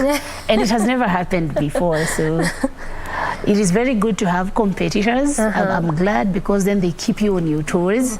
But at the back of your mind, you know for sure you're getting this one. But there are challenges, of course. There are challenges. And these challenges is what we will come to talk about after this break. Because again, also there's that question of this specific demographic, youth, women, elderly, PWDs. There's the question of the 2/3 gender rule. There's the question of how easy or how difficult is it for women to get in this elective positions. Time for that quick breather. When we return, we'll talk about all this and so much more. Stay with us.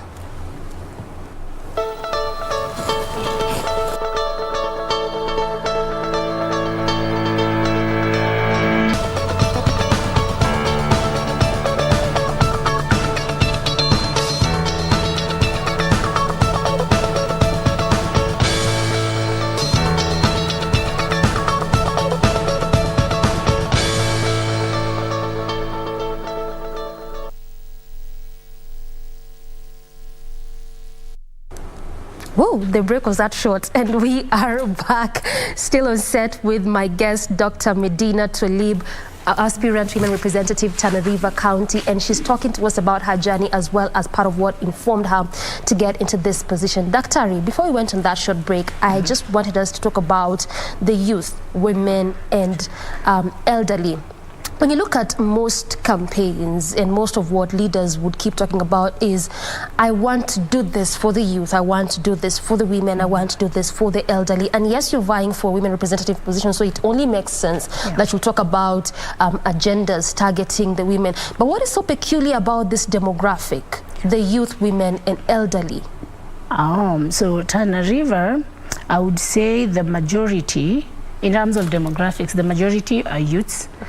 Unfortunately, again, majority of our youth in Tana River, due to many challenges that we've been facing, let me call them historical challenges, majority of our youths really have not gotten a very good access to education, and therefore someone would go up to, say, high school level, and it will stop there.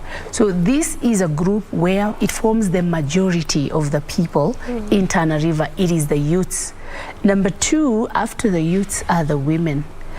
And historically, it has been that, and it's not just women in Tana River, I would say it's women globally much, that we have been sort of having historical injustices, because growing up as Africans, seriously, a woman would be told to stay home as their male counterparts would be going to school. That one is typical in Tana River. If you have, say, 3 children, two of them are ladies and a boy, 2 girls and a boy, and the parent is forced to choose who to take to school, they will take the boy child to school.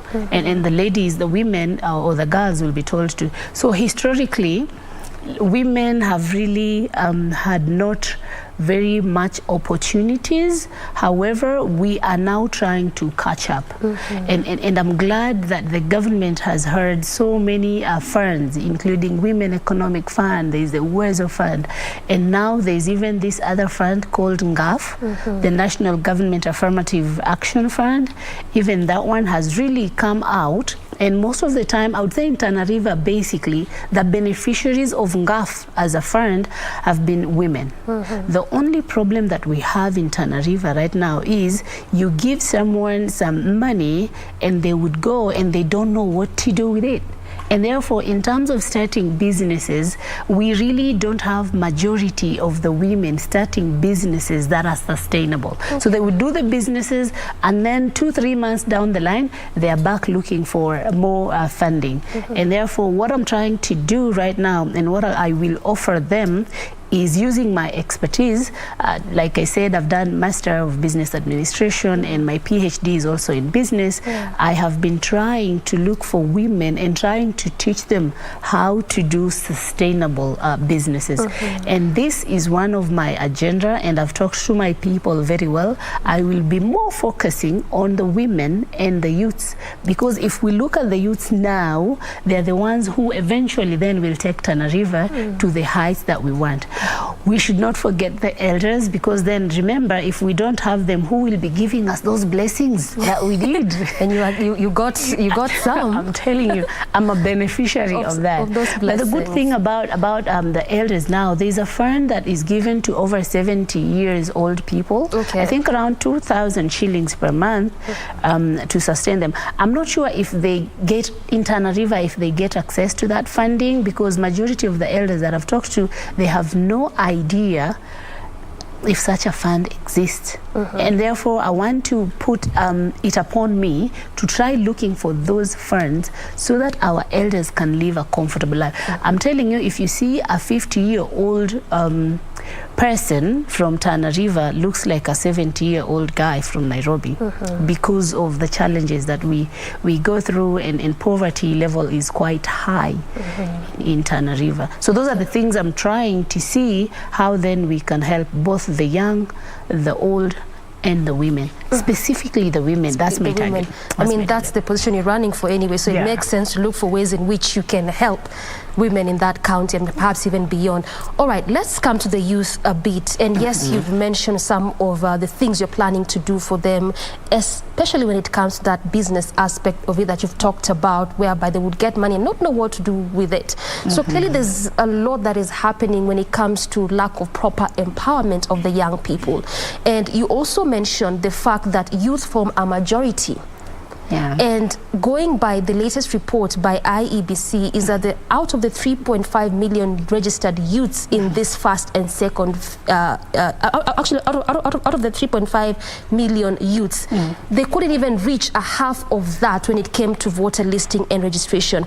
At least now they've extended it further a bit, whereby they're going to do voter listing in Huduma centers, because again, during the first and the second phase, they didn't meet their target. In your capacity, perhaps as a leader, because I would call you one, what are you doing when it comes to sensitization of these young people when it comes to voter registration? We have been, I would say we've been working so hard, because number one, we keep telling our people, especially the youths, if you don't take charge of your life now, by the time you are getting older, you would be living in a place you do not want to see. But the youths are tired. I know, but then how?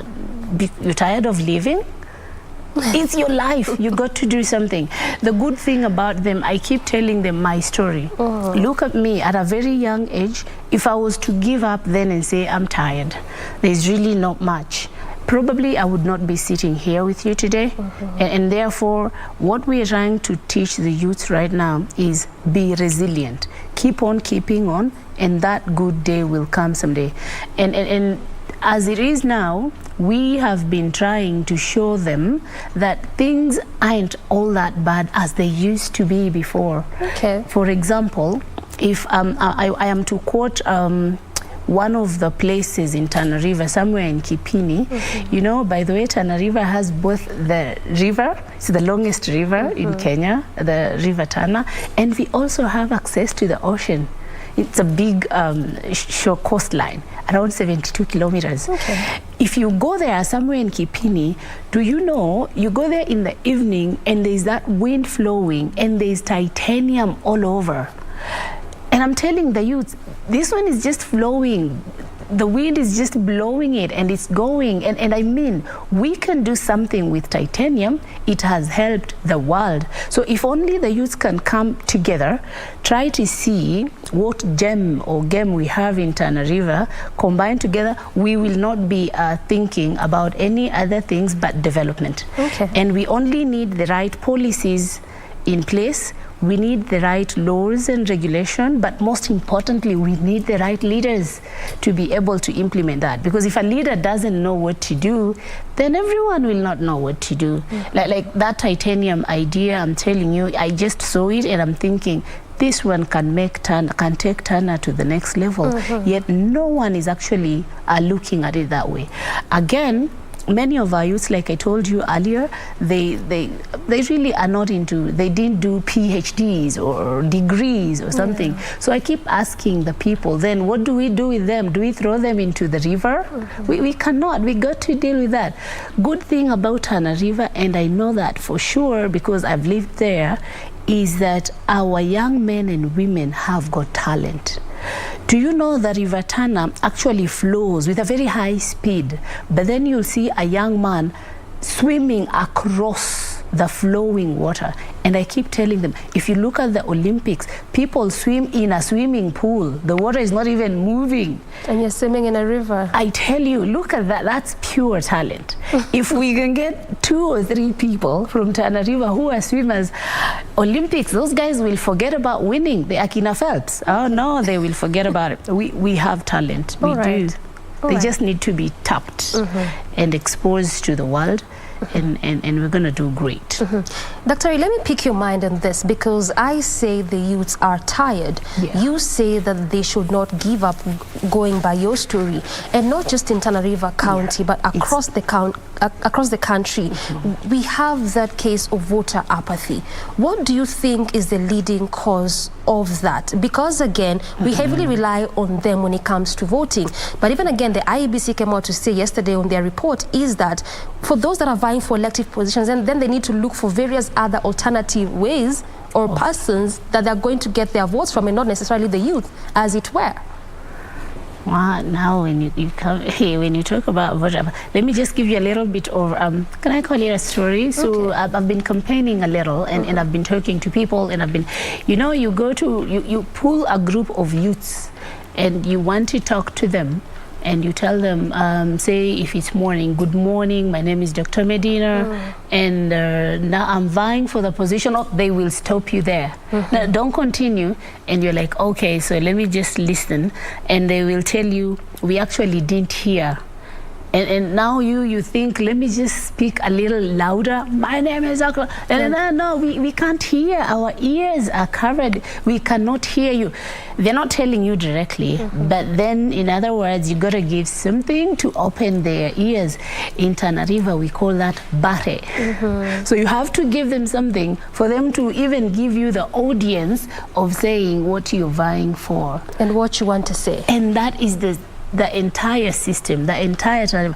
You go anywhere, you call people, they will sit down, and immediately after you say your name, then they say, we can't hear you, we really can't. You need to open our ears.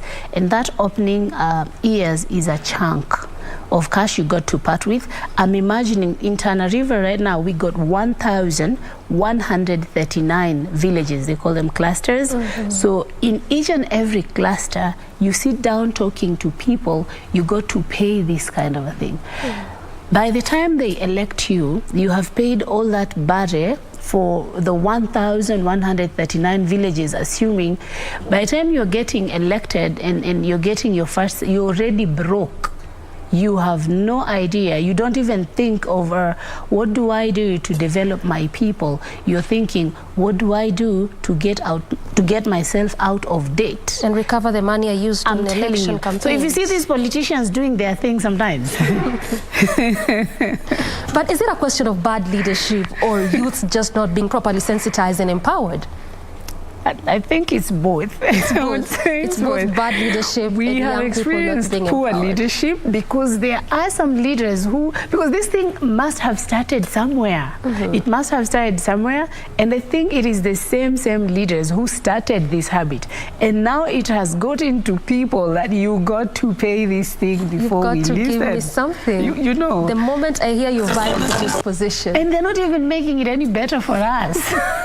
So for those who we're just getting into politics, it is really a problem. It's a big problem because then if you've been a public officer, for example, you understand the kind of salaries people get. You have these little savings, but then you really cannot campaign because then someone is waiting for you to give them something to even give you an ear or listen.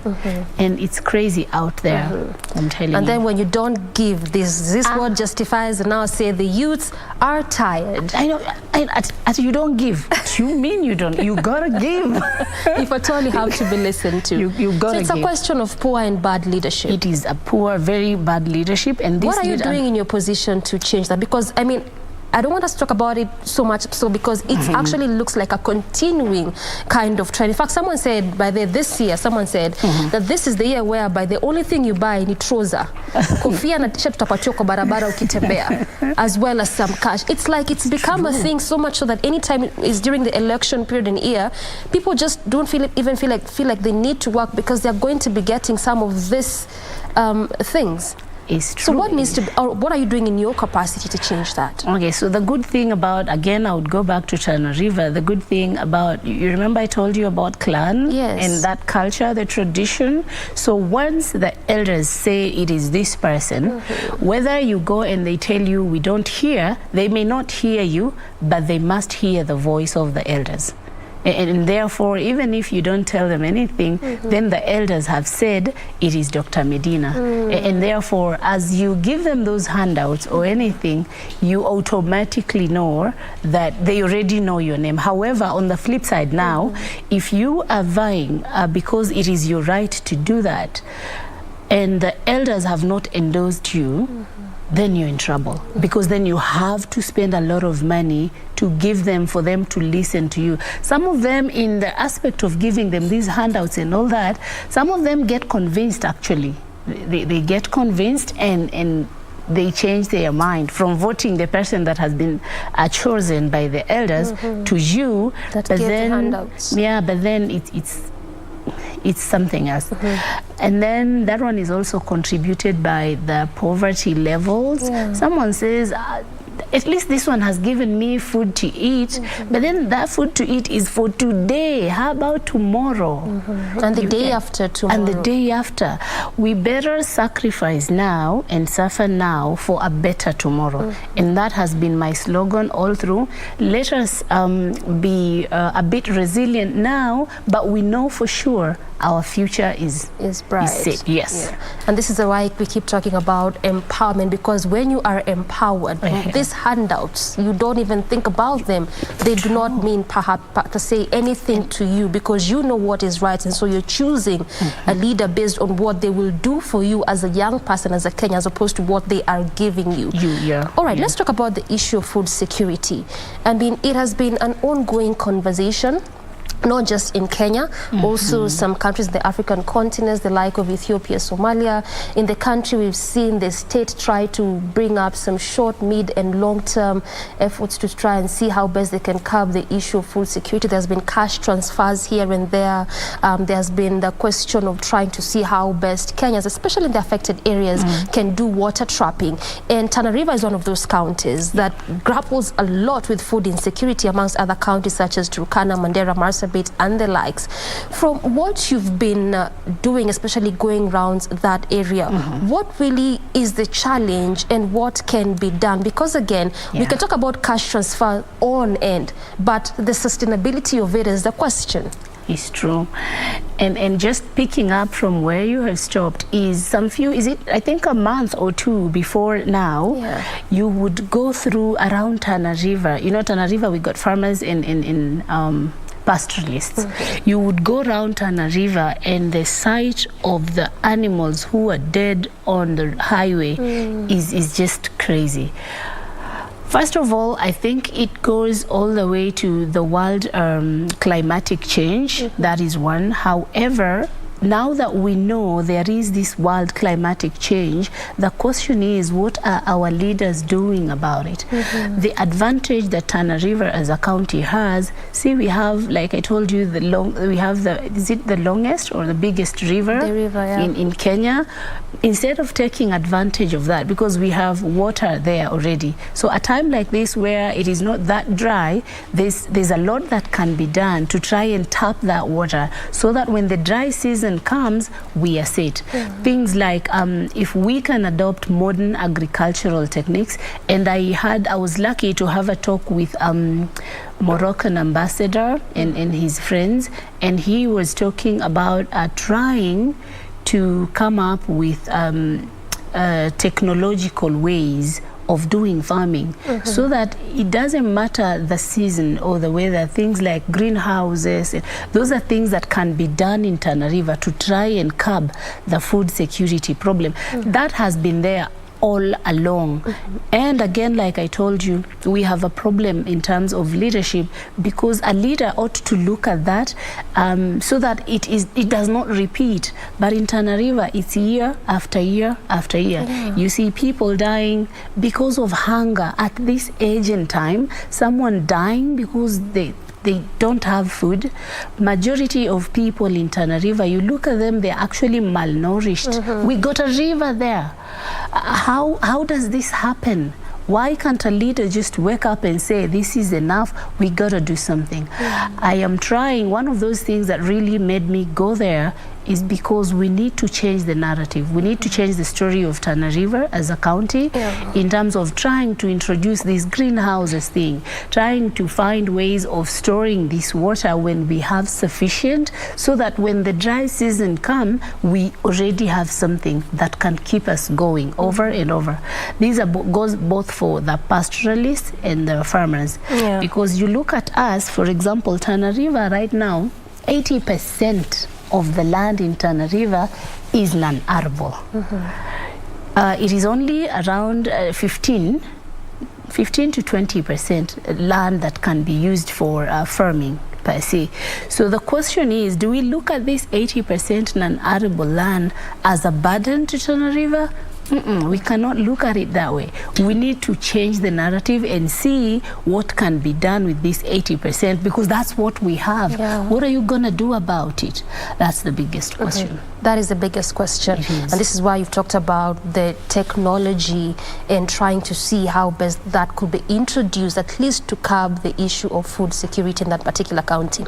All right, we can talk about the challenges on end of what is facing Tana River County as a whole, or what you went through even just as an individual. But again, we cannot shy away from talking about the challenges that face especially women in leadership, and specifically vying for elective positions. When you look at the figures or the statistics, in 2013, there was about 145 of them. The number obviously, of course, improved in 2017 with about 172 women who vied for elective position.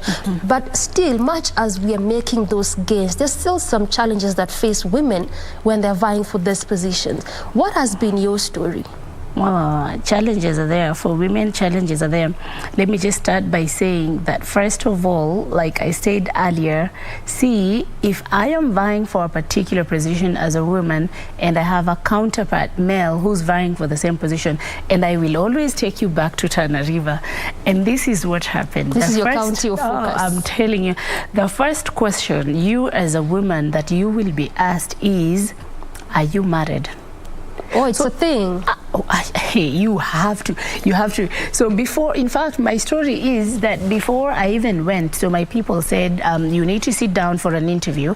And the first question was, they said this question has two parts. So there's part A, which will determine your if we will ask part B or not. And the part A was, are you married? Okay, assuming the answer is yes, is your husband from Tana River? Because then these people are telling you, if you got married to someone outside Tana River, it's a mentality that has been created there. If you're married to someone outside Tana River, then you're going to get our wealth out there. We will never benefit out of it. And you've seen that in Homa Bay as well. It's crazy. And you're thinking, will the government then take the money into my account or what? I mean, that is a big challenge. It does not happen to the male counterpart. If a man is vying for a position, he will never be asked, have you married outside Tana River? They don't ask that. And that has been a tradition, and it's a big challenge, because then it sort of cuts out the generation, the people who probably they're not married for many reasons.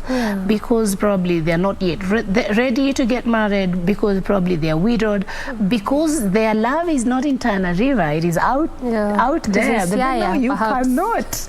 No, don't you dare. No, that one can't happen in Tana River. That's a big challenge first. Second, every time, and this one I think happens in many of our rural areas, that as a woman is looked at, your place is in the kitchen. Do you understand? And therefore, every time you go out there to seek a political position, the society looks at you like, amepotea huyo. This is not the norm. You're leaving your role. How? And you're supposed to be in the kitchen. And therefore, you go out there and express yourself. People look at you as if there's something really wrong with you. You are not following the norm of the society. And that one we have experienced. I personally have experienced it in 2013. And even now, as you keep going out there, people keep asking, how? You're not supposed to be out there running around. Why are you leaving your husband and your children? In the morning, you leave your bed and did you make breakfast? And that time you have a meeting at 7:30 with the same constituencies. If you don't show up, we will not vote for you. Yet they will ask you, did you make breakfast for your husband? And so we are not running away from our duties as women, because I know as women we can multitask and we can do those things. But we are asking the society to give us an opportunity to recover the history that has been made wrongly earlier, and make the playing ground as flat and as equal as possible. Because women can. I was in this conference, I think, was it last month? It was organized by FIDA. It was called Vota Dada. And I managed to meet many women aspirants from all over the country. Some from Kambani, others from Kisumu, Wajir, Mandera. And we were sharing experiences about what we had been through as of that time. And the stories you hear out there is they're sad stories for women. And we struggle. And in the end, and I've seen this in Parliament, if a bill is brought in Parliament, because I've been following quite closely about a woman or women in general, that's the day we will have the least quorum. Many of the time, the bill won't even pass. So if it's introduced by a woman. Yeah, true. And I'm thinking we need both women and men to work together to create a better environment for all of us. The world is big. We can fit all of us. Better, conducive and level environment. Now, the director says that we are out of time, but honestly, we can't go without giving you a chance to speak to Kenyans in Tana River County. That is your camera. Very briefly, what would you say to Kenyans in that particular county? Okay. So this is my opportunity. Tana River people, if you're watching, this is the time for, I keep saying, Tana must rise. Take me as your women representative and experience good leadership. Well said. Short, brief, short and sweet. I'm a man of few words, woman. You're one of few words. All right, thank you so much, Dr. for your time. That has been quite informative, at least also just letting us into some of the issues that particular county faces and what the leadership can do to avert and change that. Thank you very much as well. All right, I have been speaking to Dr. Medina Twalib, former lecturer at University of Nairobi, as well as women representative aspirant in Tana River County. This is where we bring this conversation to a close, but we are not yet done. We have Rashid Mwamkondo joining us on the other side from radio, where he is set to speak to our very own who resigned yesterday. That is Boni Musambi, vying for a parliamentary position in Kitui. Rashid, over to you. Imenifanya vile nilivyo. KBC ilinikubali nikiwa very green kutoka college. Sikujua kitu. Ulikuja kama moja mwembamba. Sikujua chochote. Alafu ina replace mtu ambaye alikuwa anajua kila kitu na mtu ambaye hakuwa anajua anything. Sasa mimi sikujua kitu na wakanipa nafasi. KBC imenipa freedom. Mimi ndiye nilianza kipindi cha Zinga from zero, kutoka jina hadi content, kila kitu wakaniamini. Wamenipa nafasi, nikawa corporation MC, wamenitumia katika road shows. Wameni second, nimekwenda BBC, nimepresent kipindi cha BBC Sema Kenya. Wameni second, nimekwenda ICC, nimesomea mambo ya international crime. So KBC imenijenga. Kwa hiyo Moreno Ocampo anakutambua. Fatou Bensouda anakutambua. Fatou Bensouda huwa tunachat wote. Karim Khan anakutambua. Kabisa. Msikilizaji, kama ndio unafungulia radio ya kwako, kumbuka kwamba sasa hivi tuko live kupitia radio, vile vile tuko live kupitia KBC Channel 1. Kwa hiyo ukifungulia TV na radio yako ukifungulia, wote utaona sura na utasikia pia sauti. Yani leo unasikiliza Zinga na unaitazama moja kwa moja kupitia Good Morning Kenya. Kumbuka msikilizaji, hashtag ni Good Morning Kenya. Kwa hiyo kwa sasa tunataka macho yote, si Kenya peke yake, dunia mzima msikilizaji, mufungue Channel 1 KBC. Kumbuka pia kwenye tovuti unaweza kuwapata at www.kbc.co.ke. Kabisa. Right, tukiendelea mbele Boni na mahojiano yetu. Pengine kuna kitu gani ambacho msikilizaji anauliza? Huyu Boni ameamua sasa, wacha niache utangazaji. Je, unaenda kufuga kuku au unaenda kushona viatu ndugu yangu? Swali la wengi. Swali la wengi. Sasa mimi nakwenda kufanya mambo mawili. Jambo la kwanza, nimeweka radio station yangu. Radio station yangu inaitwa Sangu FM na ni ya Kikamba.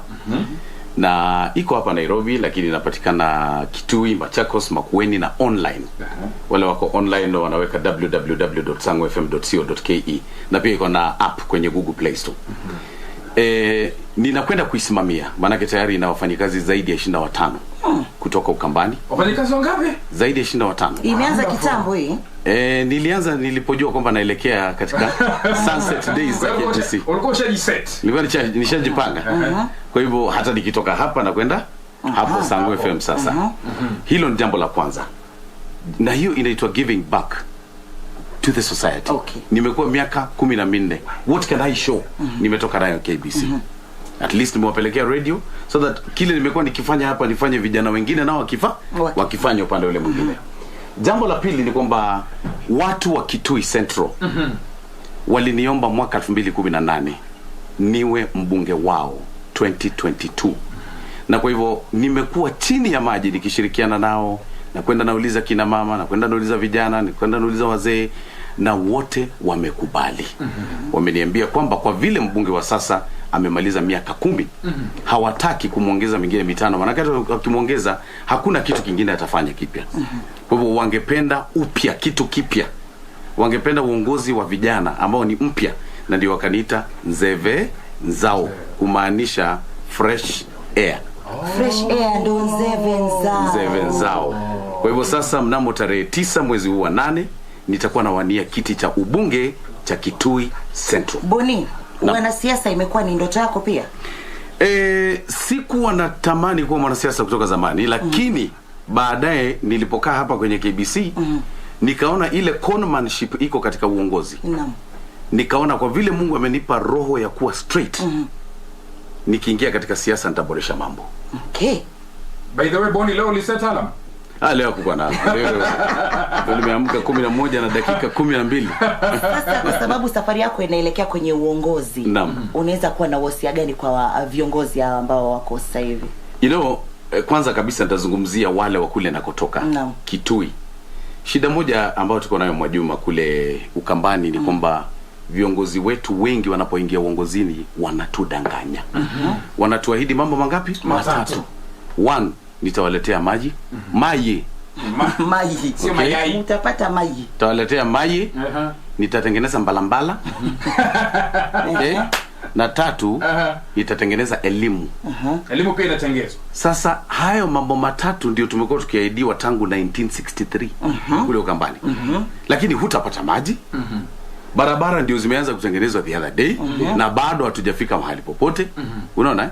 Swala la elimu ni CDF. Sasa unapata mbunge mzima, kitu anachoweza kufanya ni kupatia watu basari, kupaka rangi madarasa, na vile vile kujenga madarasa mapya. Sasa huyu amefanya kazi ya ubunge. Is that for real? Really? Shida ya watu wa Kitui Central sio barabara maji na mambo ya elimu pekee.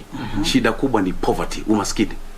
Right kabisa msikilizaji, saa 2:31 saa za kanda ya Afrika Mashariki. Unasikiliza KBC Radio Taifa, sauti ya Mkenya, na wakati huo pia hakikisha unakodoa macho yako kodo kwenye runinga KBC Channel 1. Kumbuka kipindi ni Zinga, ikiwa ni makala ya mwisho na special kwa mtangazaji maarufu, mtangazaji ambaye amejaliwa kila kitu, aliyebobea. Yaani huyu jamaa anaweza hata akamuigiza kuku anavyoweka. Boni kuku weka vipi? Hiyo ni baadaye. Hapo na sauti ya viongozi tofauti. Kumbuka unaweza kuwasiliana nasi msikilizaji, kumbuka nambari zetu za simu ni 0700176699. Tutakupatia fursa uweze kusema na Boni kwa mara ya mwisho hapa ndani ya Radio Taifa, na kumbuka hashtag ni #Good Morning Kenya, na vile kuna hashtag ya Zinga. Right kabisa, hata Doreen, Jen na vile Victor wanasema pia wao wanatizama kipindi, alafu Ben Ngui anasema ukiwa mbunge yeye huenda akawa gavana Kitui. Hapa nampata Amenya Basweti Malaika Mfalme, anasema all the best Boni, nimekuwa shabiki yako tangu 2010, all the best. Alafu kuna mwingine anauliza kama mtangazaji umepitia changamoto gani? Changamoto moja kubwa ni kuamka asubuhi na mapema. Wajua kutoka 2008 kwanza nilianza nikiamka 2:30 AM. Na kuelewa. Baadaye nikaanza kuamka 3. Baadaye nikaanza kuamka 4. Sasa shida yangu kubwa ni kwamba hata weekend lazima niamke mapema. Ndio. Yaani mwili wangu ni kama umeshazoea. Hiyo ni changamoto, hilo ni changamoto la kwanza. Changamoto la pili ni kwamba lazima uwe fresh kila siku. So that means maisha yako yote lazima yawe utangazaji. Ndio. Ukiwa kwenye matatu unafikiria kesho utasema nini. Jioni ukiongea na wife unachukua link hapo. By the way Buri, umetaja swala la wife. Labda kuna yule ambaye anakusikiliza kwa sasa. Je, mke wako ulimpata vipi? Ulimpata wapi? Na amekuwaje katika maisha yako? Wow, una maswali mazuri. Watoto wangapi? Toka hapa tukutane kantini. Lakini kantini iwe ni ile ya Villa Rosa Kempinski. Do you know vile nilimpata my wife? Sijui. It was very funny. Yule Ben Ngui ambaye alinisaidia kupata attachment ndiye alinifanya akapata wife. Aki Ben, toka hapa. Kwa sababu my wife Betty anatoka nyumbani kwa kina Ben. Sasa alikuwa amekuja tu kutafuta attachment hapa KBC. Kupitia kwa Ben. Nikawapata canteen. Nikamsalimia. Nikamwambia Ben, huyu dada mzuri huyu. Sasa si anipe namba ya simu. Dada akanipa namba ya simu. Tukapoteleana kwa mwaka mzima. Lakini sasa after 1 year tukakutana Kisasi Secondary School. Nilikuwa nimeenda kama old boy. Na kumbe my brothers za huyo wife walikuwa wanasomea katika hiyo shule. Ilikuwa ni parents day. Sasa akanitext akaniambia, "Hi Boni, tulikutana KBC last year na niko hapa." Kutoka hiyo siku moja kwa moja paka bedroom kwangu nikamuoa. Nikamuoa. Ukafunga chapter. Nikafunga chapter. Umebarikiwa na watoto wangapi? Watoto wawili, Lovelyn Mutano, Takisha Matana. Wote wasichana. Mke wako amekuwa nguzo gani katika maisha yako? My wife has been everything. My wife zile nguo unaona nikivaa ndiye ananunua. My wife ndiye amekuwa kisimamia radio yangu Sangu FM nikiwa hapa KBC. Ndio. My wife hata katika siasa ndiye ana prepare ground. Anafika kule kila asubuhi Saturday nikienda nyumbani. Kuna kuja zaidi ya watu 700 katika compound yangu. My wife anawanywesha wote chai, mikate na anahakikisha kwamba kama kuna chakula wengine wanakula. Ndio. So my wife ni anka katika kila kitu. Na my wife ni mwombaji mkubwa. Kwa hiyo msemo wa behind every successful man there is a woman, ni kweli? Ni kweli kabisa, na ukweli wa mambo singekuwa vile nilivyo kama Betty hangekuwa nyuma yangu. So alikuwa huko nyuma. Betty, big up. Right kabisa msikilizaji, saa 3 bado dakika 25 saa za kanda ya Afrika Mashariki. Unasikiliza Zinga kupitia KBC Radio Taifa, sauti ya Mkenya, na wakati huo unatizama Zinga kwenye runinga ya kitaifa ya KBC Channel 1. Kumbuka mpango mzima hashtag ni Good Morning Kenya, hashtag ni Zinga. Tutapata mapumziko mafupi, tutakaporudi tutasonga mbele. Mimi naitwa Rashid Mwamkondo. Mimi niite Mwajuma Ali, ukipenda niite Chozi la Almasi. Nami naitwa Boni Musambe aka Boni aka Le Jayon de la Presse Africaine aka Boni da Santos Musambi da Silva. Kumbuka msikilizaji, hii ni Zinga na Zinga ni sisi.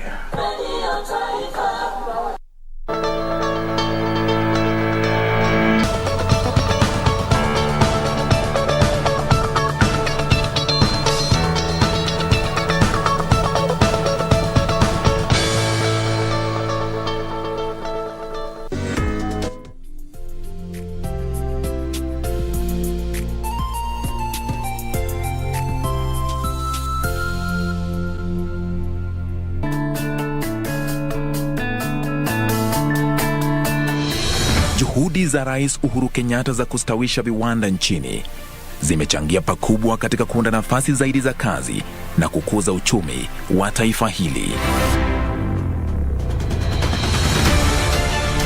Wiki hii kwenye Project 254.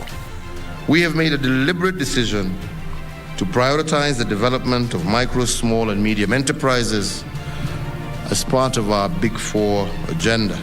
We've also seen under the regime of President Kenyatta some favorable legislation that are now put in place. The environment for manufacturing is now becoming more conducive to investors. Kuna mashini zingine ziko pale zimekuja, mashini ambayo ni modern, sio kama zile za zamani tulikuwa tunatumia. Yenyewe kusema ukweli, kazi huru tumeona akiwa ametufanyia kazi poa.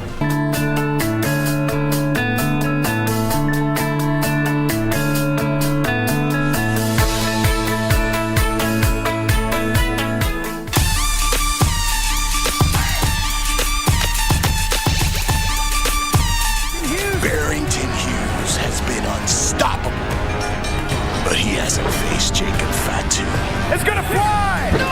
Oh. Barrington Hughes, you've been walking around MLW saying you undefeated. He is undefeated here at MLW. Nah, and give you $150. And now Contra unit again with a beatdown. Here comes more officials. Barrington Hughes, your streak ends. The mighty will fall. We are Contra unit.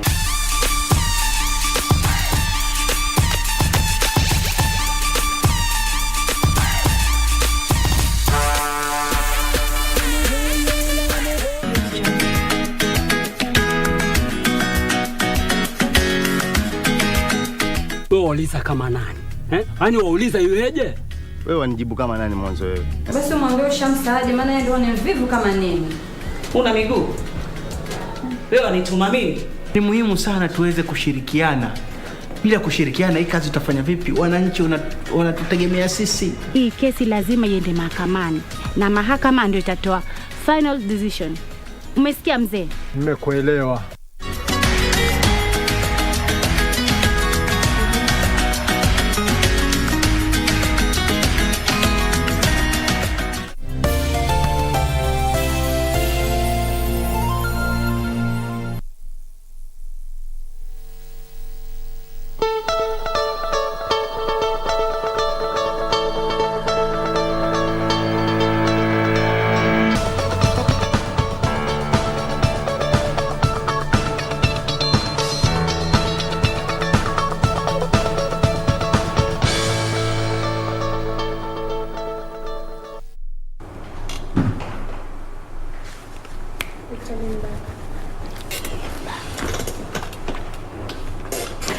This is still Good Morning Kenya. We are glad you are still keeping us company. And just before we went for that break, we were linking up with our sister brother station on the other side of the radio side of the divide, just getting to have a quick conversation with one of us, that is Boni Musambi, who has been part of the corporation 14 years on. You know, the journey started from way back when, and now he's gotten to a time where he's leaving the corporation and venturing onto the political side. And of course, looking at the fact that he is a journalist, that will go a long way in just, you know, setting him up to do better, understanding the consequences that come being, you know, as a leader, and also being on the other side as part of the watchdog population when it comes to the information that we get to tell our people, because we see a lot of sensationalization during this political campaigning time, and given we just have about 6 months to go, it is bound to get, you know, hotter and more sensitive.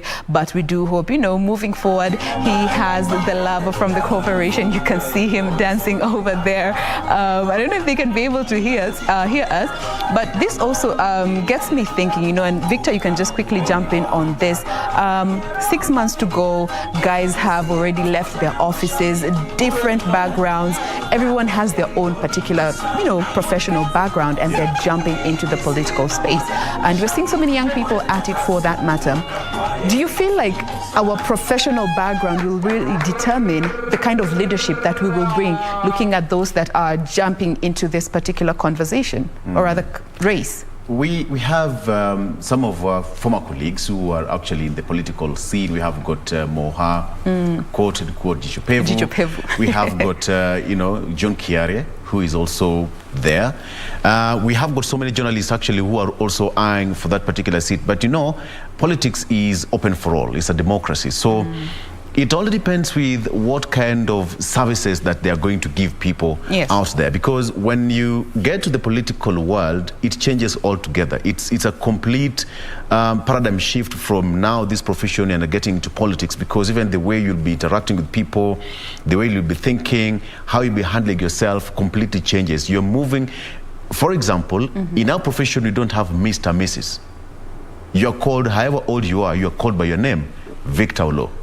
All right, but then when you go out there, you get accustomed to the new name, Mheshimiwa, Honorable Victor Olo. These are some of the things, but you know what happens? It's a calling.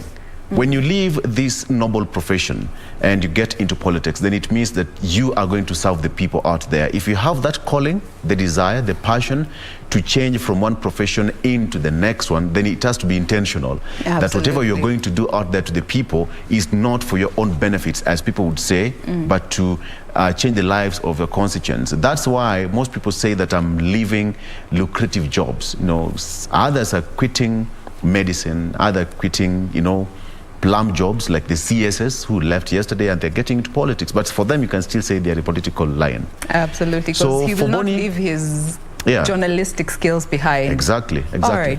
Now, we want to cross on over again back to Radio Taifa to just get to listening to what more he has for the people of Kitui, his manifesto, his plans, what we should expect from him as a corporation, because, he said that the corporation really and he's in yellow. I think it's default set. True to his color. All right, let's cross on over to Radio Taifa with Rashid Bomkondo and, of course, the team over there. Etishia ni mmoja wale ambao walitupatia kazi ya roadshow hapa KBC. Anasema anasikiliza na anafurahia. Kuna kijana kwa jina Kioko Muteti. Nimemwona pia Edwin Nyarangi Biogo, tulisoma naye Mombasa Poli kitambo. Pia anasema anasikiliza Caleb Mutonya, David Mtana wa Mwaringa. Jamaa ambaye alisupport sana Zinga. Jamaa mwenye anajisauti. Na by the way, tulipomaliza harusi yetu na Betty, Mwaringa ndiye alitupokea huko kwao. Walipokwenda honeymoon. Akatupeleka honeymoon. Yeye ndo aliwapeleka. Okay. Sasa Boni, labda nikuulize tu kitu gani ambacho hujafanya? Manake kuna blogs hizi ambazo zimeandikwa kwamba Boni wewe ni mtangazaji wa redio, mtangazaji wa TV, Boni ukaambiwa wewe ni comedian, sijui una ukweli uko wapi. Tukaambiwa pia Boni ni mwanamuziki wa gospel. Mambo mengi. This guy is blessed, man. Kitu gani ambacho umefanya na kitu gani ambacho hujafanya? Ukweli hapo kwa comedy kuna kitu watu hawajui. Nimekuwa katika XYZ show. Okay. Nikifanya sauti ya Ruto, Raila, Joho, Sosion. If the government does not pay teachers, it will know it is playing with fire. Unajua hiyo? Joho, marehemu Kaiseri alikuwa anafanya sauti yake. Watu wengi sana upande wa comedy, upande wa gospel ni kweli. Boni Musambi.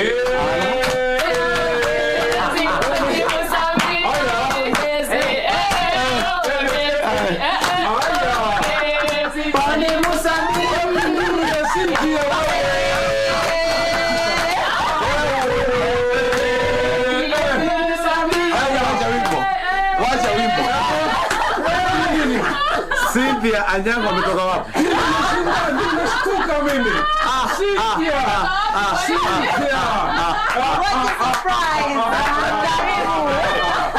Cynthia. Nimesema lazima tule keki. Nimesema hebu kwanza tumkaribishe Cynthia. Cynthia. Zilikuacha awendo. Uliniacha si haya. Sasa umepata nini hapa Cynthia? Naona siku hivi umepata mrembo mmoja. Ndio maana zipigie simu. Wanaume. Yaani this tango farao. Ndio maana anajifanya ameshangaa hapa. Cynthia umetokea wapi? This tango Judas. Wajuma. Hivi. Nashukuru. Naona umeketia. Nimeketia hapa, mmeniachia kiti miguuni. Na viatu vikubwa. Unasikiaje? Viatu ni vikubwa. Namba ngapi? Wacha nikirudi mwezi wa 4.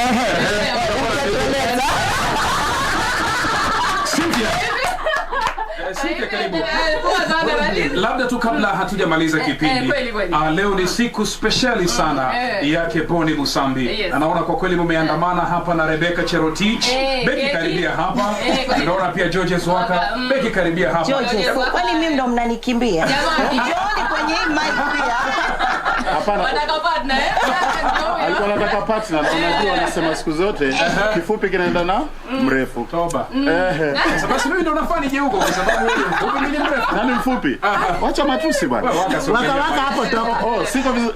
Waka hapo toka. Hapo tulishamaliza. Hapo toka. Toka kabisa. Sasa wewe ni mfupi. Umeona nimefuata mahali amekaa hapo. Hakuna mtu anamkaribia.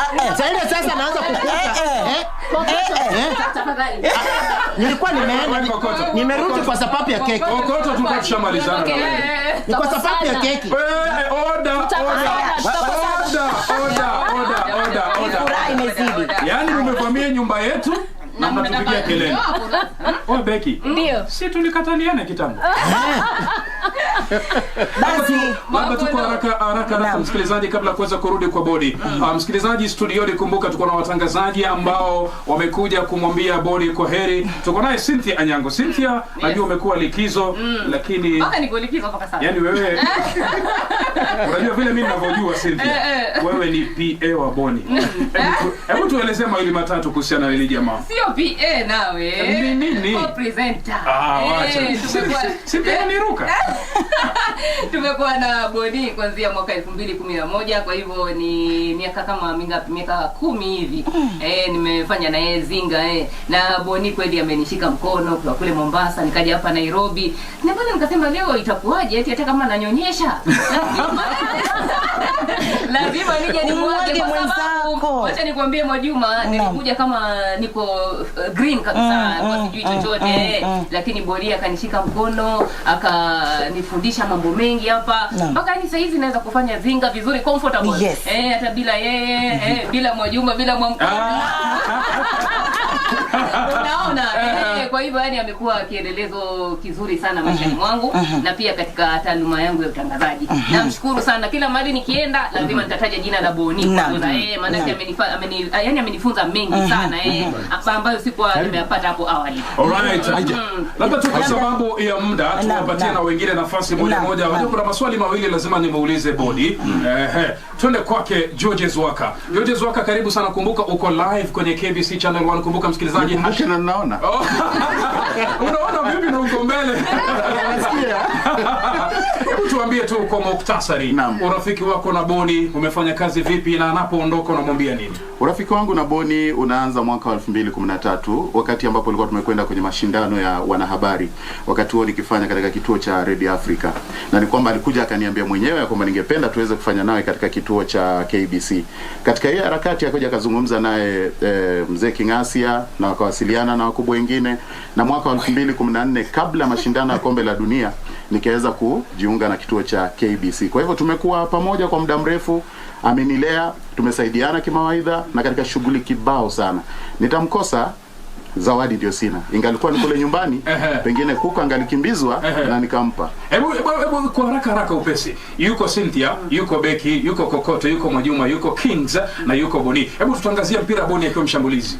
Aya, anakwenda kuchukua ile ngoma nyuma kabisa, ni mchezaji Cynthia Anyango. Cynthia Anyango azinga, anakuja anampangia Kingasia. I say father, anapiga kwenye kidari, anapiga hesabu ya kwanza ya pili, anamtafuta Beki Cherotich. Cherotich anatoka kasi. Kama unavyojua tu ya kwamba jina Cherotich mara nyingi inapatikana kwenye fani ya riadha. Anapiga chenga ya kwanza ya pili, anamgaragazia, anapiga kwake mchezaji Mwajuma anaingia mzima kwake Mwamkondo anakuja kwa haraka chonga cross. Boni Musambi kichwa kama mkuki, go!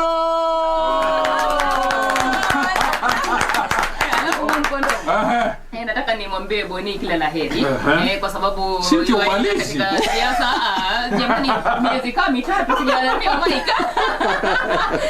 Boni wenda siasa. Kwa hivyo Boni nakutakia kila laheri, ujue kwamba utapata support yetu 100%. Na tunajua kwamba kule bwana kwa sababu ni nzeve nzao, yani fresh air, bila shaka wataipata wana Kitui Central. Kwa hivyo leo nawahimiza wana Kitui Central wachague nani? Nzeve nzao. Asante. Umelipia. Vile pia yuko hapa Rebecca Cherotich. Labda tu beki kwa sekunde kadhaa. Tuambie mlijuana vipi na Boni katika maisha yenu ya kufanya kazi. Unaweza kumdescribe vipi kwa sekunde 30? Nina mambo mengi sana ya kusema, nikianza tutamaliza. Lakini alinishika mkono. Nilianza pale Kitui FM, akanishika, amenikuza mpaka sasa. I have a lot to say about you. Lakini for now nakutakia kila laheri kwa siasa. Asante kwa kunishika mkono, kwa kunijenga. Watu wa Kitui, this is a fresh air. Peni kura jamaa yetu. Asante. Na kila laheri. Asante. Alright, sasa tunamalizia na King Asia, yani mfalme wa bara Asia. Huyu ni mtangazaji maarufu wa shirika la utangazaji nchini, anajulikana kama Martin King Asia. Bwana King Asia, naona leo umepiga suti ya hali ya juu. Karibu sana. Asante brother. Kwa kweli nimepiga suti. Hii suti huvaliwa mara 2 peke yake. Kwa sababu mara ya kwanza nikaenda kufanya interview ya kupita. Mara ya pili ni kumwaga kijana yangu. Huyu kijana nimemjua tangu 2007. Wakati akija alikuwa kijana mtoro. Ndio sababu hapo ndio chimbuko la jina kijana mtoro. Na his longest serving boss. Kwa hivyo pale bungeni wakitaka maelezo kumhusu waje waniulize. Very good. Ni kijana shupavu, ana bidii na ana kipawa. Ana vipawa vya aina nyingi, mwanamuziki, ni actor, mtangazaji na pia ana roho safi. Kwa sababu nafikiri ni hali na kwa kweli kwa ufupi tu ni kwamba namtakia kila na kula laheri Boni. Go well. Thank you. All is well ahead. Utukumbuke, usitusahau. Siwezi. Ukishachaguliwa ndio kina Mkondo watakuwa hapa, watakuhoji ukiwa mbunge na pia we shall cover you. Asante. Alright, na tunamalizia moja kwa moja na Ben Ngui Kamuti. Karibu sana. Huyu ni miongoni mwa wale waelekezi. Alafu akimaliza tu tunakata keki. Msikilizaji, kumbuka tunamalizia hapa. Hawa jamaa wameinterrupt ndani ya studio. Ben Ngui, kwa dakika sekunde. Tumia hiyo mic ulionayo. Kwa mara ya kwanza unaonekana kwenye runinga. Na mimi nawekanga watu kwa runinga. Labda utasema nini kwa mafupi kuhusiana na ndugu yako Boni Msambi? Mimi Boni, mimi namtakia kila laheri. Tulijua tukiwa Kisasi Secondary School. Mimi nilikuwa form 1 yako form 2 hapo tu. Na tunamfuata hapo mbele tu. Mtu mzuri akanifanya. Alikuwa school captain wangu. Boni kuna coffee ulinipiga by the way. Kitambo nilikuwa form 1. Nilikuwa nimefanya aje? Ama sikuwa nimeandika nini? Ulikuwa katika list ya noisemakers. Sasa alinipiga coffee na akasema kutoka leo wewe ndio utakuwa class monitor. Unajua huko school captain akisema hata principal hawezi pinga, anakuambia is your school captain and they can even suspend you for 2 weeks. So ukiambiwa hivyo, so unaona unajua naye Boni tumeenda sana, yani mpaka hata siku moja nimpata pale kwa gate tu, mimi nikiwa hapa tu akaniambia mimi natafuta attachment hapa, nikamwambia aya kuja ingia. Akaingia kijana ametoboa. Mimi namtia kila ride best yangu yani. Tumetoka mbali. Hata waacha hivyo. Sisi kama nakwambia bibi mimi ndio nilishughulika. Amesema kila kitu. Amemwaga kila kitu. Hapa si mimi. Sijui ni mhenga wala ni mshenga. Asante sana Bena. Labda tu Boni, mara ya mwisho kabla kuweza kuingia kwenye taarifa ya habari. Ni kitu gani ambacho unakwenda kuwafanyia watu wa Kitui Magharibi ama Kitui Central, Kitui ya Kati ambacho mbunge ambaye yuko sasa hajafanya, ama ni kitu gani kipi unakwenda kuwafanyia? Kwa kifupi sana, kwa sababu siwezi kuzungumza manifesto yote. Nilikueleza kwamba shida moja ya wabunge tulionao ni kwamba wanategemea basari tu kupatia watoto wasome, wajenge madarasa na wapake rangi. Lakini Kitui shida kubwa ni poverty eradication. Kwa hiyo miradi ambayo nimeandaa ni miradi ya kupambana na umaskini. Nikupe mfano mmoja tu. Tutakwenda tutachukua mayouth wote ambao wako katika kila ward 5 za Kitui Central. Tutawaweka katika SACCOS 5. Then tufanye classification. Ni wangapi wako na diploma na degree? Hao tutafutie kazi. Ni wangapi ambao wana talent kama ya plumbing, electrical engineering na vitu kama hivyo, tupeleke katika tertiary institutions kwa hisani ya mbunge. And then ni wangapi wamebaki hawakusoma lakini wanaweza kufanya biashara. Hao tutafanyia training, alafu tutamwaga pesa katika kila sako, wachukue loan wakafanye biashara na warudishe bila interest. Hiyo ni njia moja rahisi sana. Huyo ni Mheshimiwa Boniface Mosambi aka Fresh Air aka Nzevenzao. Boni, utaliwia radhi. Mashabiki wangelipenda kuzungumza na wewe lakini muda hatunasi. Lakini pengine kuna yule shabiki ambaye angetaka kukutumia SMS, kukupigia simu. Labda kuna nambari ya simu ambayo unaweza ukawapatia? Mashabiki wangu wa Radio Taifa, kwanza nawashukuru kwa kunishika mkono, ndio wamenikuza. Na siwezi kutoka hapa bila kuwapa link ya kuzungumza nami. Anytime unataka kuongea nami, kuna nambari ya simu ambayo ukipiga unaweza nipata, au ukapata mwenzangu pale, alafu atachukua details zako na nitakupigia. Nambari yangu ya simu ambayo utasema nami nayo wakati wowote ni 0101 027 120. Narudia 0101 027 120. Hata ukipiga sasa hivi itashikwa. 0101 027 120. Anytime text me, talk to me, kwa sababu lazima niwepo pia kwa mashabiki wangu. Kwa heshima yako Boni, kabla tuweze kukata keki na kucheza kidogo, chukua fursa hii kuweza kuwaaga watangazaji wenzako na wakuu wako ambao wamesimama nawe tangu ulipojiunga na shirika hili. Nawashukuru sana wote, nikianza na Dr. Naim Bilal. Every time akikutana nami, Boni, that was a very beautiful show. You know, I love what you did this morning on Ujumbe Maalum. I love it. Thank you very much. Asante Chris Mutungi. Sitasahau wote mamaneja kama Momanyi, vile Maina, you know. Na pale kwa Radio Jona Kusero amenijenga sana. Martin Kingasia, Salome Galgalo, Maura, Lois Wanyoike, wote na watangazaji wote wa Radio Taifa ambao wamenishika mkono. Huyu Cynthia Nyango namwona hapa. Ndio. Kama si Cynthia, Boni hangekuwa na jina leo. Asante. Maana amekuwa support system ya hali ya juu sana. Ni kama moyo wako kabisa. Huyu nishukuru KBC. Unajua KBC, unajua Kenya Broadcasting Corporation. Lakini na maana nyingine. KBC. Kokoto Boni Cynthia. Kokoto Boni Cynthia. That collabo sitawaisahau. Nimshukuru na special way Rebecca Cherotich. She has been the one tweeting nikiwa kwa show. Na vile vile wengine ambao wamekuwa kinishika mkono. Wewe pia nakushukuru na Mwajuma. Asante kwa kutake over. Asante George Waka. Asante kila mtu ambaye amesimama nami. Na kama nisemavyo, kama nilifanya vizuri nikiwa KBC, utukufu wote ni kwa Mungu. Kama nilikosea mahali nisamehe, na naomba Mwenyezi Mungu anishike mkono kuanzia sasa kuendelea. Alright, asante sana msikilizaji. Basi sasa wacha tukate keki. Watu wa keki wape nduru wewe.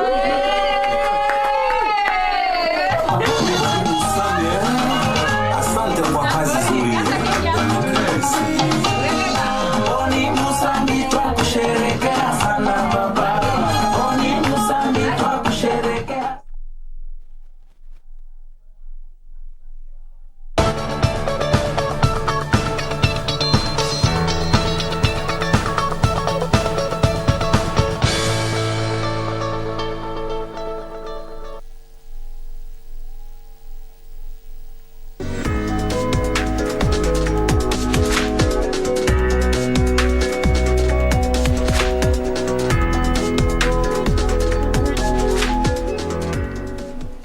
In recent past, there have been reported cases of highly adulterated honey that could have serious health implications as well as economic consequences. Well, this week on The Process, we take a look at how honey is processed.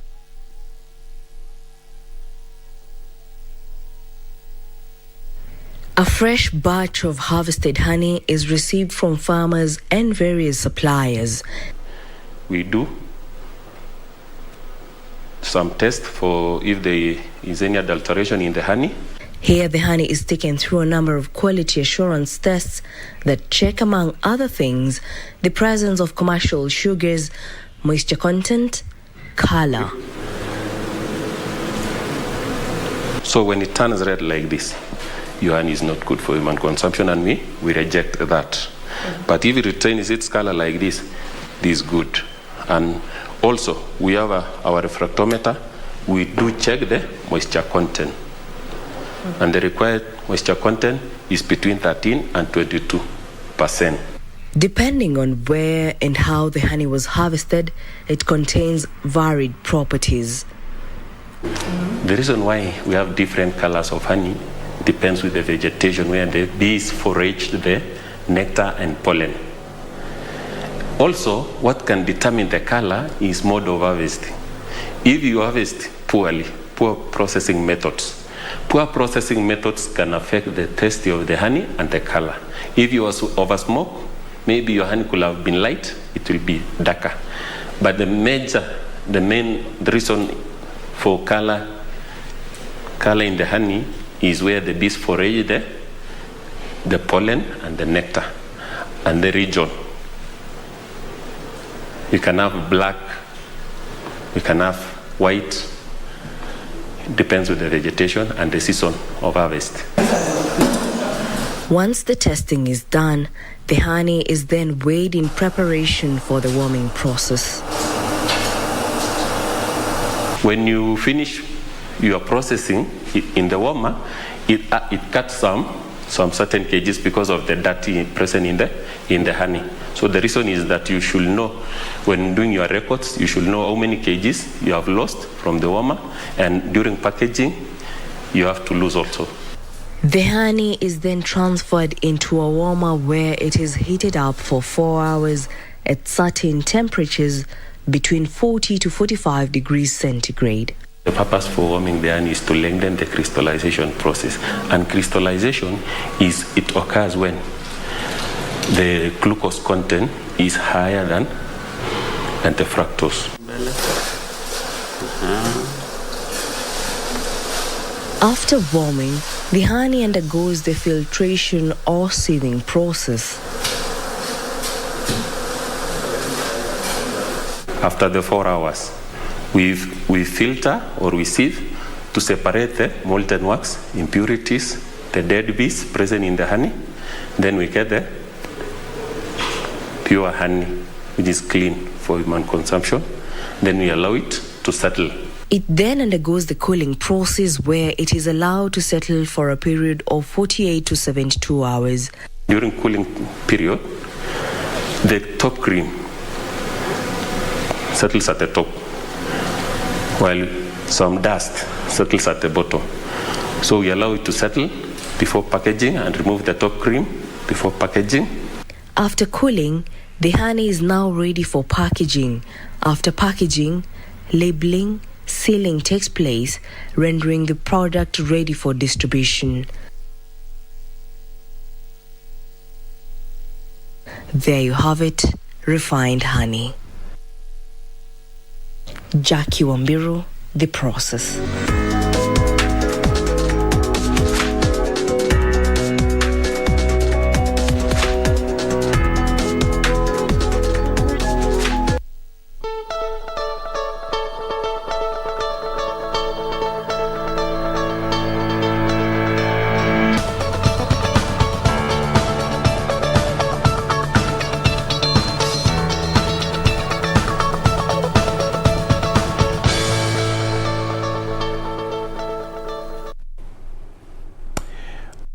So you have it there. Boni Musambi is now officially diving into the political waters. We wait and see whether he will deliver to the residents of constituents of Kitui Central. Yes. Yes, Kitui Central, and we all wish him all the very best. He is among a couple of government officials and even those people who are planning to get into politics. Today being the last day, we expect more people to tender their resignations today as per the law, and that is going to be happening later in the day. Today being the 9th of February, 6 months to election date, that is the 9th of August as per the Constitution.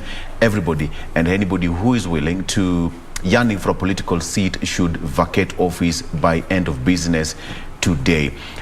We've been having a lot of conversation with the several aspirants here in this particular show, and one thing is certain: most people say that they are driven by the desire to deliver services. But Doreen, just to get your word, do you really think that most people, when they go to these houses, either Parliament, Senate or County Assembly, whichever post they go for, do you feel that they deliver to the best of the expectation? Let me just start from where I got stuck. This is politics being a calling, or those elective positions being a calling. And when we were beginning, even before we moved to Radio Taifa, there's something that Wamboi said and I picked, and this is that not only are we seeing good number of people going for this position, but also a majority of them from the younger population or the youths. Right now, especially in 2022, we don't know about 2027 and 32, but so far, this is the year that has formed a majority of what we call the celebrities or people in the arts, music, and the likes going for these positions, journalists, and most of them elective positions. And yes, you mentioned we've been speaking to aspirants, and also tomorrow we'll be speaking to one, that is Dr. Munyao, who is vying for an MP seat in Matungulu constituency, that is in Machakos County. And I was just listening to what most of this, if I may call them, young leaders or celebrities moving to this other side of leadership and politics. And a good number of them said that Kenyans, and specifically young people, are tired with the older generation, and this is part of what is informing their decision to get into politics. So I do not know where this leaves the aspect of delivering, as you asked, Victor, because yes, they would say we want to deliver, we want to do this for our people, but again, when you really listen to a good number of them, is because they say youths are tired of older generation. They have not done for us what we wanted them to do for us. So we feel as a younger generation, we want to get into these positions to deliver to our youth. But again, let's just be true to ourselves. When we see most of these young people go into these positions, and again, most of them artists, let's not pinpoint fingers, but just from the ones that we've seen, have we seen this happening? Looking at Starehe, for instance, as a constituency, are they still speaking of these ills as they would speak about them when they were into what we would call, as it was their calling back then? Because the musicians, the journalists, the artists, when you look at their craft, they really talk about ills that happen in society. When you, for instance, Starehe and P. Jagwa, when he was a musician and he would sing a lot about what politicians are doing, about what Kenyans need when it comes to services. When we saw him get into this position, I really cannot, I mean, let's just be very practical about this. He would sing about these things. Again, Muhammad Ali, when he was a journalist, Jichopevu was a thing. Kenyans would wait to just listen and watch to the exposés. What are our leaders doing? I mean, as Kenyans, we deserve these services to some extent. And he would paint for us a picture, and he would make us see what we deserve as Kenyans, and even specifically a younger population. When he went for these seats... Yes. And that is why I said that most of these politicians change. They do change. The moment they get into these positions, their way of thinking, the way they talk, the way they handle themselves, the way they articulate issues, they get into the system. Because you can imagine, you've talked about Jichopevu. Yeah. It would have been so difficult to, you know... So is this really a calling? Exactly. The same government you're serving. Do you think... I don't think so. I don't know what's your point, Jane, because most young people right now, even most of the people that we've interviewed here, say that their only agenda is to go there and to make a change. But do we see that change? Well, you know, they say change is the only true constant. And rightfully so, even you, when you go to a different space, a new environment, a new working space, you're bound to change. And now the change now boils down to you as an individual. How will it go? Are you still going to be anchored by your principles, by what drives you, or you're going to conform to the institution and the space that you are moving into? But then again, we also have to acknowledge that we are seeing people putting themselves out there. It's not easy to resign and campaign for a job that you're not sure of, because again, it's now going to the ground to do the campaigns and try to speak to the people, sell your manifesto, your ideas to the people. And if they buy into your ideas and the promises you make for them, then the people will vote for you. But there's only one particular slot for that particular job that you're hopefully vying to get. So them putting themselves out there, and especially the youth, it's really good. And, you know, looking back at the 2017 general elections, that was actually the time in Kenya's history that recorded the highest number of younger people putting themselves out there and going for these seats. And I'm sure once IEBC has all the members of each party, once all those, you know, those, what are they called?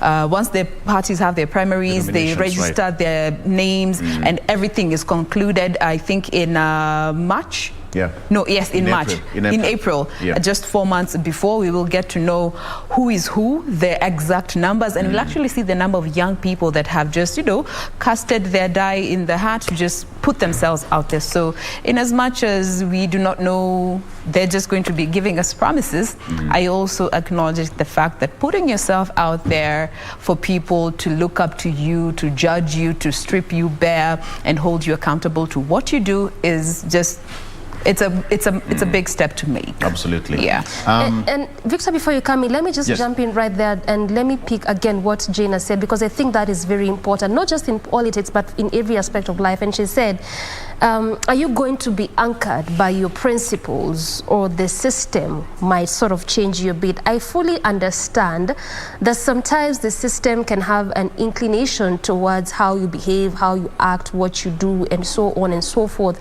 But again, what happens to you as a person? What kind of value systems did you have when you're getting here, or are you having? What kind of principles do you uphold, and how do you draw the line? It's about character and what your intentions are. We are trying to get hold on Bonnie. He used to do news here at the TV segment. Perhaps he's willing to come and say, Gwaeri, it would be okay. But if not, then we wish him all the best. And all the people of Kitui Central, you have your leaders, and you have got so many leaders to choose from, and make your best choice as far as voting is concerned.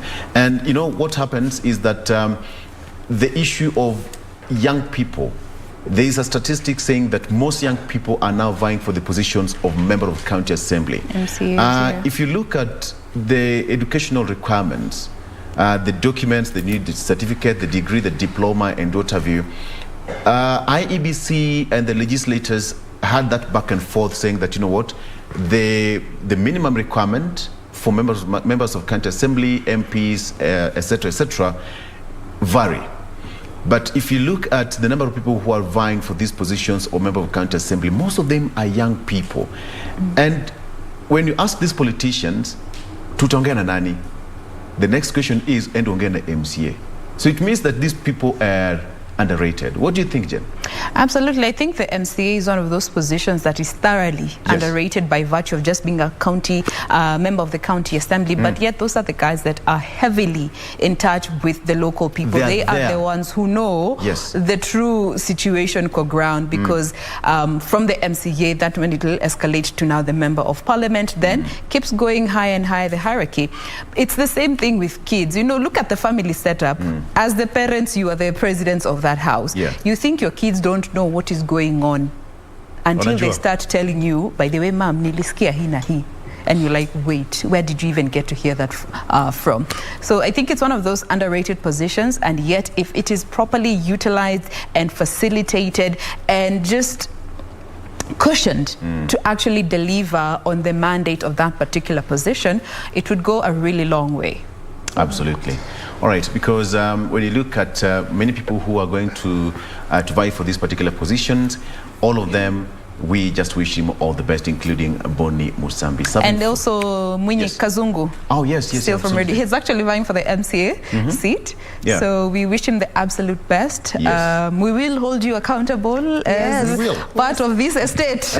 We want them to deliver all these things that they're saying they will do for the various constituents or wards. Just make sure you deliver it to your people. Hao ndo wamekuchagua. All right. Doreen, tumalizie tukienda? Tukifunga hika maneno.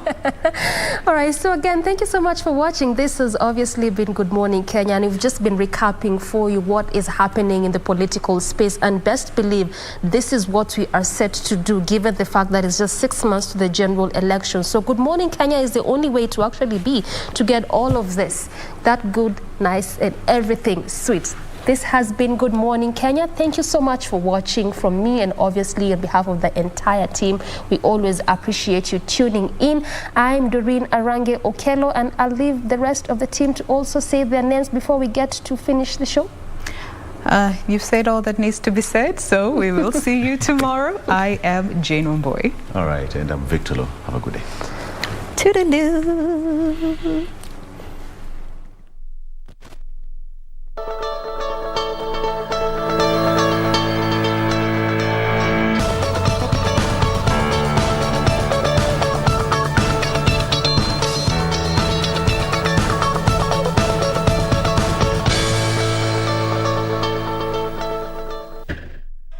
Genital mutilation is one practice, just in various parts of this country, different counties, with prevalence being in places such as Kisii, Embu, Meru, Taita Taveta, and even Kuria.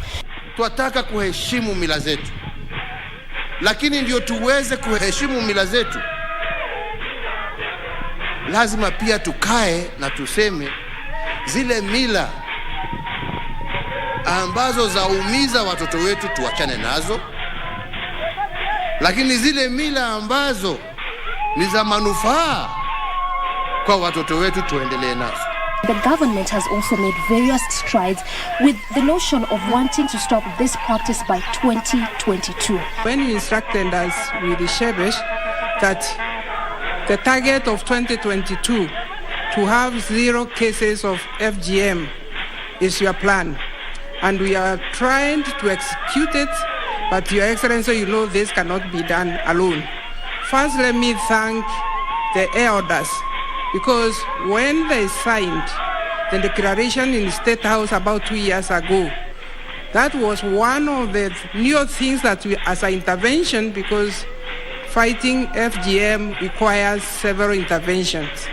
One of the intervention is where we brought in elders because they are the decision makers.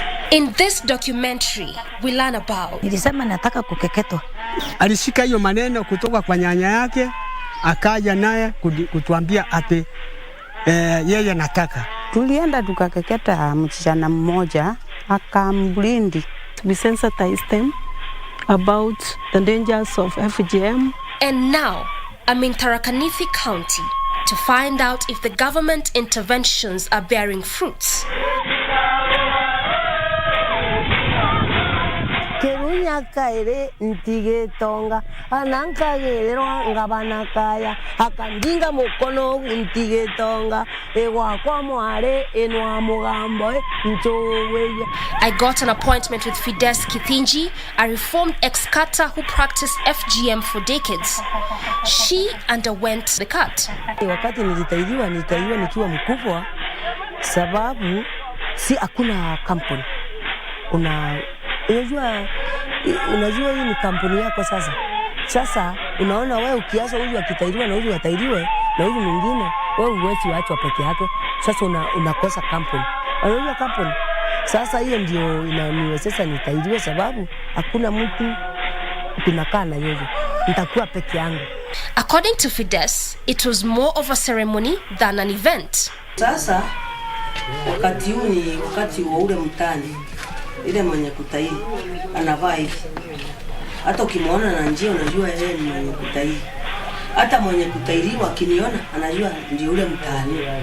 Anaitwa mtaani. Sasa zamani mwenye kutairi alikuwa anaenda akiwa anaimbiwa. Anaimba. Sasa akienda pale ataingia pole na msisana naye hapa ndio mwenye kutairiwa atatokea. Na hii mlango amalishiwe mambo yake na mimi nitakuwa pale nje. Sasa hii inaitwa kovia mtani. Na hii ni nkio ya mtani. Hii mti inaitwa ramara. Yaani ile pimbo ya mtani. Ukienda kusukua mtani, kama mtu anikujia hapa, kama unatumano kama vile vijana. Kijana kama ule anakuja ananiambia tunataka uende ukatairie kwetu. Sasa leta ile pesa unakuja naye ili niweze kutoka. Kiniashia 1,000. Sasa nitampea hii. Ona, ataenda naye akijua mutani akienda atapelekea yule mwenye kutahiriwa, mwambie ukiona hii ujua hakuna utabadilika, hata ukikataa tunakushika kwa nguvu. Poverty made Fides to become a cutter. Sasa nikaona sasa nione kama nikitahiri nitapata pesa. Sasa nikaanja hapo umuhimu nikafuatilia wale walikuwa na barua. Wajua huku kutahiri zamani ilikuwa ukienda kutahiri unaenda unapea chibu pesa. Unakupatia barua unaenda kutahiri nayo. Sasa ukiwa unapata ile barua utaenda hivyo, utakuwa ukienda bila amuke. Asubuhi saa 12 umetahiri. Umemaliza na unapewa kitu. For one to qualify as a cutter, one had to cut at least 10 young ladies. Wajua ulikuwa unatahiri kisirisiri, hakuna mtu anajua kama unatahiri. Unaenda unatahiri, unakujua unatahiri, unarudi. Sasa ukirundi vile wajua ni kama vile unapewa mtihani unapita. Sasa ukikuwa na watu 10 wako, sasa hiyo ndio kama unafunuliwa. Unapatiana ile sakura, wanakura alafu wanakuambia sasa wewe endelea kabisa. Ni kama vile